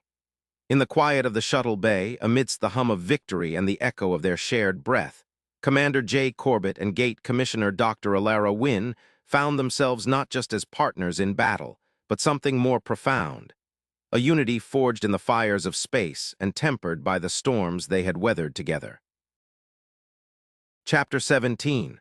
Symphony of Stars. The observatory station hummed softly, a lullaby of machinery and distant stars, as Commander Jay Corbett and Gate Commissioner Dr. Alara Wynne stepped onto the observation deck. The vast expanse of space stretched out before them, an infinite tapestry woven with the threads of galaxies and nebulae. At the heart of it all lay the gas giant, a behemoth swirling in hues of sapphire and gold, its rings a delicate lacework against the cosmos. And there, within the upper atmosphere, drifted the Thalori, bioluminescent forms casting ripples of light across the sky like whispers from another world. Alara carried a glass filled with an amber liquid, something she'd smuggling from her private stash. Jay, ever the soldier, held a mug of steaming coffee, its aroma cutting through the sterile air of the station. They found 2 chairs side by side at the viewport, their reflections gazing back at them from the reinforced glass. "I can't remember the last time I saw stars like this," Alara said, her voice barely above a whisper. "No haze, no city lights, just space." Jay glanced at her, then back to the view. 3 months ago, we were fighting for our lives down there." He gestured vaguely towards the planet's surface. "And now here we are." Alara took a sip of her drink, the ice tinkling softly against the glass. "Here we are," she echoed. Silence fell between them, comfortable and familiar. They had spent countless hours in each other's company over the past few years. The Andoran crisis had seen to that, but tonight felt different. There were no alarms blaring, no urgent dispatches flashing across their comms, just the quiet hum of the station and the distant song of the Thalori. Alara shifted slightly in her seat, turning towards Jay. "You know, I've been thinking about the first time I heard them," she said softly. "It was on Solaris. I just started working with the frequency data, trying to make sense of those strange signals." Jay raised an eyebrow. "Strange how?" "A pattern without meaning," Alara explained. "Rhythms that didn't seem to correspond to anything we knew, but there was something alive about it, like listening to a heartbeat in another language." She paused, gazing out at the Thalori forms dancing below. "I spent weeks trying to decode it, then one night I just listened, really listened." Her eyes met Jay's briefly before returning to the view. "And I heard it, the song, it was beautiful, Jay, haunting. Like nothing else in the universe." Jay nodded slowly, understanding in his gaze. He took a sip of his coffee before speaking. "The first time I saw one, it wasn't like anything we'd been taught to expect." He paused, remembering. "It was during that patrol near the nebula. We thought we were alone out there. Then this thing appeared, drifting through the clouds." Alara looked at him sharply. And nothing happened," Jay said with a small smile. "No attack, no aggression. It just circled us. I remember feeling this sense of curiosity from it, like it was studying me as much as I was studying it." He turned to face her fully, his expression intense. "I knew right then that we could understand each other. Not with words, but something deeper, a shared language." Alara's breath hitched slightly, and she looked away, her heart pounding gently against her ribs. "All this time," she murmured softly, almost to herself, "we've been chasing the same moment." Jay reached out tentatively, his fingers brushing hers where they rested on the arm of her chair. She didn't pull away, but instead entwined her fingers with his. "There's something profound about that," he said quietly. "Two people from such different worlds moving towards the same realization." Alara leaned into him slightly, her shoulder pressing against his. It was a small gesture, barely noticeable, yet it felt monumental after all they'd been through. Jay didn't move away. Instead, he shifted so she could rest more comfortably. "Do you remember what I said back then?" Alara asked softly. "When we first started working together, about how the universe is vast and strange and full of mysteries." Jay nodded. "You said it was worth knowing." She smiled, a warm curve of her lips that echoed in his chest. "And it is," she whispered. "But sometimes I think we forget to appreciate what's right in front of us." The gas giant's rings stretched out before them like a shimmering path through the cosmos. The Thalori below continued their ethereal dance, their songs weaving through the atmosphere as if conducting an ancient symphony. Jay leaned his head back against the chair, feeling Alara's weight settle more fully against him. It was intimate but gentle, a quiet moment of trust after so much turmoil. He could feel her breath, slow and steady, matching his own rhythm. "Sometimes," Jay said quietly, "I think about all the things we've seen, the battles, the losses, and the discoveries, and I wonder if any of it would have mattered if we hadn't found each other along the way." Alara lifted her head from his shoulder to look at him, her eyes reflecting the distant stars. "It did matter," she said firmly, "because now we understand, not just about the Thalori or the Andoran Combine, but about ourselves, about what's possible when we listen and truly see each other." Jay reached up, tucking a stray strand of hair behind her ear. His fingers lingered briefly before dropping to his side again. "And now," he asked softly.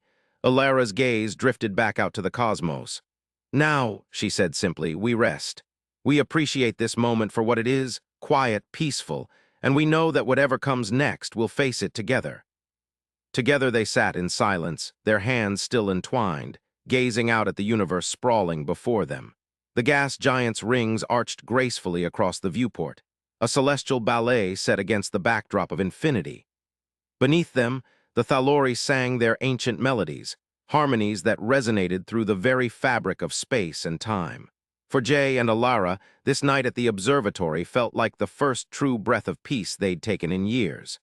It was a testament to their journey, a testament to endurance, understanding, and love born from shared trials. And as they sat there, entwined under the vast canopy of stars, they knew this moment was worth every battle fought, every sacrifice made. Because above them stretched the infinite expanse of the universe, large, strange, and beautiful. And below sang the Thalori, their voices a testament to the mysteries yet to be unraveled. And in between stood Jay and Alara, two people who had found their way to each other amidst the chaos. And for now, that was enough. The observatory hummed softly around them, cradling their quietude within its embrace as the universe whispered secrets only they could hear. Chapter 18. Harmony in the void, the observatory dome hummed softly with the distant echoes of starships and the gentle whir of advanced optics. But it was the quiet that Commander J. Corbett found most profound.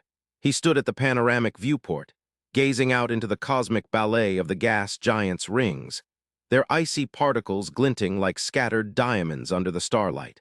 The Thalori symphony wove through the void, a melody both ancient and otherworldly, resonating in his chest like a shared heartbeat. Alara Wynn approached him from behind, her steps echoing softly on the metal grating. She had removed her lab coat, leaving her in a simple blouse that caught the ambient glow of the consoles, casting her silhouette in soft relief against the stellar backdrop. Her reflection joined his in the glass, and he could see the curve of her smile before she spoke. "What happens next?" she asked, her voice barely above the hum of the observatory. Jay turned to face her, leaning back against the viewport. "I don't know," he admitted, his gaze steady on hers. "The squadron will be reassigned. The corridors need monitoring. The Thalori need watching." Alara nodded slowly, tucking a stray lock of hair behind her ear. "I have a proposal." He raised an eyebrow. "Oh," she took a deep breath, as if gathering the courage to share something monumental. "I'm writing a new treaty, not just for the Andoran sector, but for all species contact. A template for coexistence, based on what we've learned with the Thalori." Her eyes shone with determination. A way for the Federation to approach every new species with a question instead of a weapon. Jay listened intently, feeling the weight of her words settle over him like a mantle. "That's ambitious," he said softly.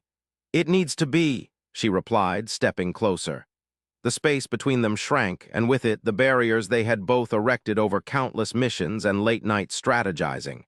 "I want you to help me write it." The request hung in the air, a bridge extended across the chasm of their shared past. Jay looked at her, seeing not just Dr. Alara Wynne, the brilliant, tenacious scientist, but also the woman whose thoughts had kept him warm on cold nights and whose laughter had been his beacon through darkness. "Alara," he began, his voice barely above a whisper, "I'll help you write it." Her eyes widened slightly, as if she hadn't fully expected him to agree so readily. Then a soft smile played at the corners of her mouth. But there was more, he could see it in her gaze. "And will you stay?" she asked, her voice barely audible over the Thalori's song. "Not just for the treaty, but for me." It felt like a question he'd been waiting to answer his entire life. He stepped closer until they were mere inches apart, their breaths mingling in the cool air of the observatory. Her eyes searched his, and he saw in them the same longing, the same yearning that had been growing between them for years. "I already stayed," he said simply. Alara's expression softened, and she tilted her head up to look at him. The gas giant's rings caught the light behind her, creating a halo of starlight around her form. The Thalori sang beneath them, their harmonies weaving through the silence like threads of destiny. Jay leaned down slowly, giving her every opportunity to pull away if she chose. But Alara met his movement, leaning up until there was no space left between them. Their lips touched gently, a soft press that carried all the weight of 3 books worth of near misses and unspoken words. The kiss was quiet, true. It held the promise of endless conversations yet to come, of shared dreams and future battles fought side by side. There was no drama, no breathless urgency, just a profound rightness that felt as inevitable as the tides or the orbiting planets. Alara's hands rested lightly on his chest, her fingers tracing the lines of his uniform with a tender familiarity.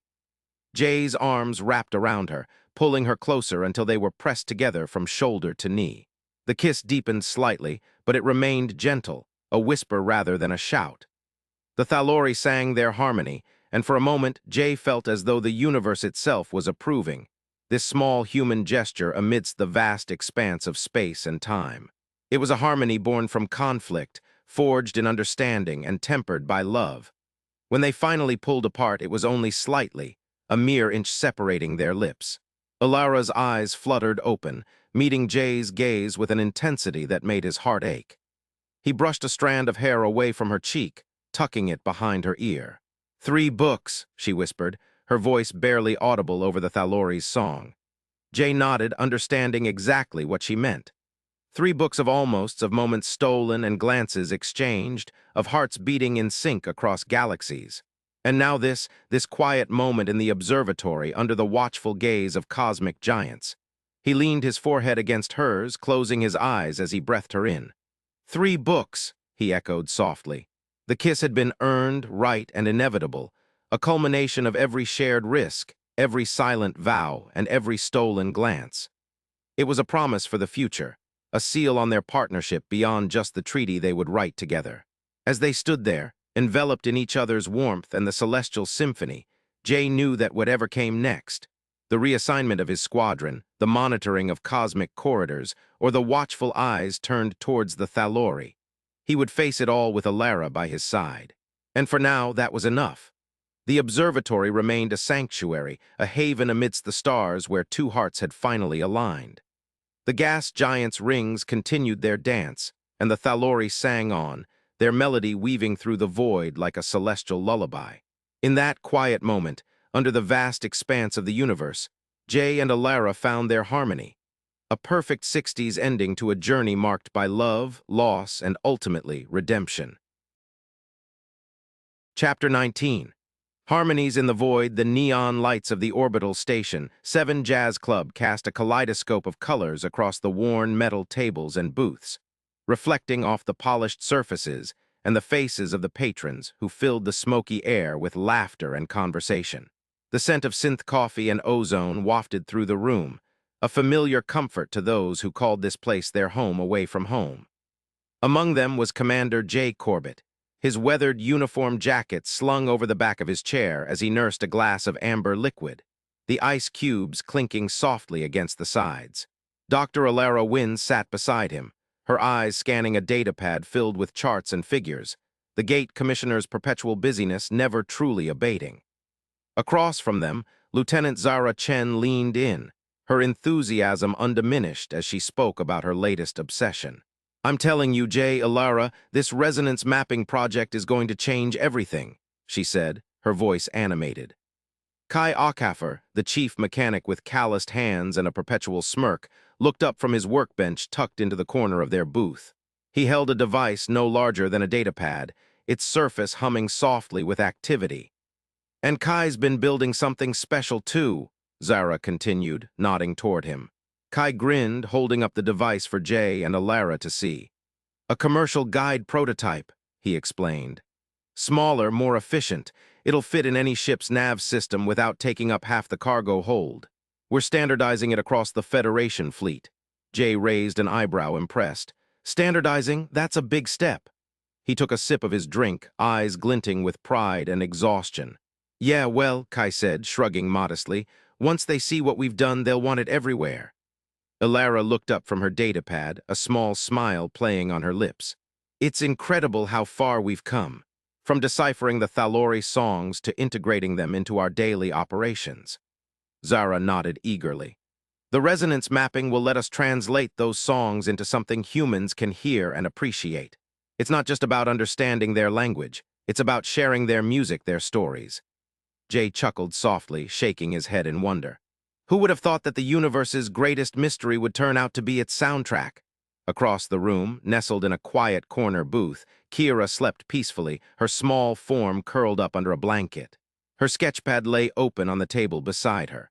A vibrant drawing of a Thalori creature shimmering with bioluminescent colors and delicate swirls that seemed to dance off the page. Alara leaned over to look at the drawing, her expression softening. Jay followed her gaze, his eyes widening in surprise as he saw what Kira had left for them. The picture was stunningly detailed, bioluminescence flowing like liquid starlight across the Thalori's form, its mouth open in a silent song. He picked up the sketchpad and turned it around so Alara could see better. Beside the drawing was a note written in Kira's neat but childlike script. "For Uncle Jay and Auntie Alara who taught the universe to sing." Jay laughed, a rich sound that held both amusement and deep affection. He passed the pad to Alara, who read the note silently. Her eyes glistened for a moment before she looked up at Jay, her voice barely audible over the club's background noise. "She gets it," Alara whispered. "Kira understands what we've done here." Jay nodded slowly. "Yeah, she does, and that's worth more than any medal or promotion." The band on stage launched into a new tune, the blend of jazz and electronic beats filling the room with an otherworldly rhythm. The gateway visible through the viewport sparkled with activity, ships moving in both directions along the Perseus Gate corridor, their lights twinkling like distant constellations. Alara raised her glass, looking at Jay with a warmth that transcended words. "To the ones who learned to listen." Jay echoed her movement, clinking his glass gently against hers. "To the singing." The toast was simple but profound, encapsulating everything they had discovered and fought for. The universe wasn't an empty void. It was full of songs waiting to be heard, whispers from beings both alien and familiar. As they sipped their drinks, Zara leaned back in her chair, watching them with a mixture of affection and pride. "You know," she said softly, "when we first started this journey, I never thought we'd get here." Kai looked up from his guide prototype, his expression thoughtful. "None of us did, but look at us now. We're not just exploring the universe, we're becoming a part of it." The conversation flowed easily around the table, punctuated by laughter and reminiscences about their shared adventures. The club's atmosphere enveloped them like a warm embrace, a sanctuary from the vastness of space. Eventually, Kira stirred in her booth, rubbing her eyes sleepily as she sat up. She blinked at the group, her gaze landing on Jay and Alara holding their glasses high. "Did I miss something?" she asked, yawning. Alara smiled gently. "Just a toast, sweetheart." Kira grinned, hopping out of her seat to join them. As she slid into the booth next to Alara, Jay ruffled her hair affectionately. "We were just celebrating what we've done and who we are." Zara reached across the table to take Kira's hand. "To new songs and old friends," Zara added. The band played on, their melodies weaving through the air like invisible threads connecting every soul in the room. The gate blinked steadily in the distance, a silent sentinel guarding the pathways between worlds. Beyond its shimmering barrier lay endless possibilities, a future filled with discovery, friendship, and the harmonies of the cosmos. Jay looked out at the gateway, his eyes reflecting the dancing lights. In that moment, he felt an overwhelming sense of peace. The journey had been arduous, but it was worth every challenge, every sacrifice. They had taught the universe to sing, and in return, it had given them a symphony beyond their wildest dreams. As the chapter drew to a close, the music swelled, enveloping the crew in its rhythmic embrace. The gate continued its ceaseless dance of light and shadow, an eternal beacon guiding travelers through the vast expanse of space. And at the heart of it all, there they sat, a found family united by shared purpose and love, ready to face whatever the universe had in store next. The future was open, endless as the stars themselves, filled with melodies yet unsung and songs waiting to be heard. Chapter 20. Resonance. The observation deck of Solary's station was bathed in a golden haze, the sunlight filtering through the vast panes of reinforced glass like liquid gold. The air was filled with a hum that seemed to resonate from the very core of the station, a harmonious blend of mechanical whispers and organic echoes. It was a sound that spoke of ancient stars and distant worlds, a symphony of existence played out across the cosmos. Commander J. Corbett stood at the edge of the deck, his gaze fixed on the sprawling expanse below. The Thalori cityscape stretched out like a shimmering tapestry, its bioluminescent towers and bridges pulsing with an otherworldly rhythm. Above him, the stars shone with unblinking intensity, their light mingling with the golden radiance of Solary's primary star. Alara Wynn joined him at the railing, her hand slipping into his. Her eyes mirrored the celestial tapestry above, a galaxy of emotions swirling within them. She wore a simple gown of shimmering silver, adorned with crystalline elements that caught the light and sparkled like distant galaxies. Jay's uniform was crisp but unadorned, save for the small insignia of his rank and the Federation crest, a subtle nod to his past and future. Solo Khan stood a few paces away, her form ethereal in the golden light. She wore flowing robes that seemed to shift colors with each movement, reflecting the myriad hues of the Thalori city below.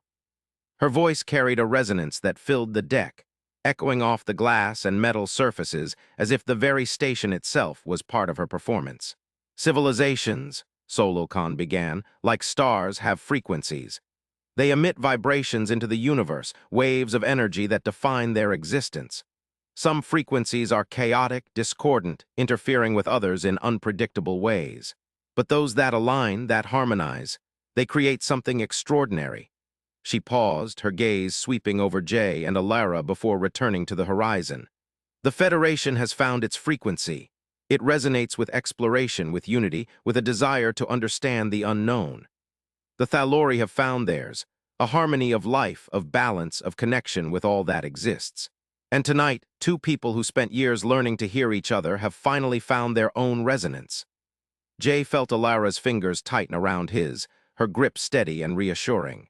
He looked at her, seeing the reflection of Solo Khan's words in her eyes, a deep understanding, a shared journey. "Resonance is not about sameness," Solo Khan continued, her voice softening. "It is about compatibility, about finding that point where two frequencies align to create something new, something beautiful. Jay and Alara have found that point. They have learned to hear each other's melodies and to sing in harmony." The Thalori choir below began to hum, their voices weaving a melody that seemed to rise from the very depths of Solary's. The sound was ethereal, a living thing that flowed through the air like an unseen current. Alara stepped forward first, her voice clear and steady. "Jay," she said, turning to face him fully, "we've traveled so far together across galaxies and through time. We've fought battles, faced losses, and discovered wonders beyond our wildest dreams. But it's not the journeys that define us. It's the steps we take along the way." She paused, her eyes never leaving his. I promise to be your partner in every sense, your confidant, your ally, your friend. I promise to listen when you need to speak and to stay silent when words are not enough. I promise to support you in your quests, to challenge you when you need it, and to love you always. Jay felt a lump form in his throat as he reached for her hands. Ilara, he began, his voice rough with emotion. You've shown me that there's more to life than duty and honor. You've taught me to see beauty in the stars and strength in vulnerability.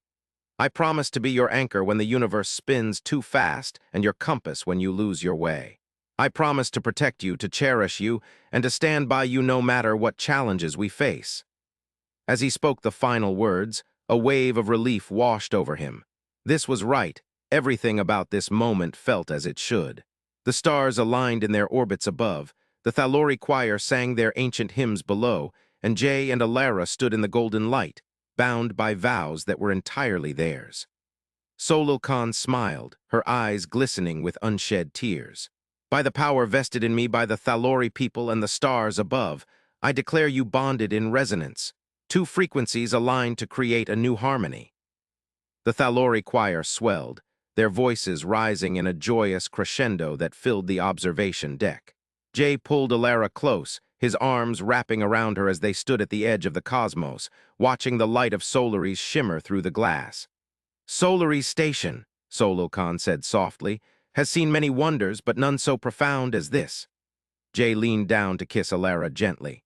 It was a promise and a seal, a moment that transcended time and space, tethering them together in an unbreakable bond. As they broke apart, the golden light seemed to intensify around them. The hum of Solaris Station blended with the Thalori melodies, creating a symphony that felt as if it came from the heart of the universe itself. Alara looked out at the stars, her expression serene. "We did it," she whispered. Jay nodded, his gaze following hers to the celestial expanse. "We did. What's next?" she asked softly, her voice barely audible over the choir's song and the hum of the station. He turned to look at her, a small smile playing on his lips. "I don't know." Alara's eyes sparkled with excitement and anticipation. "Good," she said. "The future is waiting." They stood there for a moment longer, bathed in golden light, surrounded by the music of the universe. The future stretched out before them like an endless horizon, unknown, uncharted, full of possibilities. As they turned to face it together, Jay felt a deep sense of peace wash over him. This was not an ending but a beginning, and it was entirely open. The stars above seemed to agree, their light shimmering with potential and promise. And so, hand in hand, Commander Jay Corbett and Gate Commissioner Dr. Alara Wynne stepped forward into the waiting future, their resonance echoing through the cosmos like a song yet unwritten. Chapter 21, End of Audiobook Horizon's Edge Number 3, The Sirens of Andarin Sector. If you enjoyed this audiobook, please like and subscribe.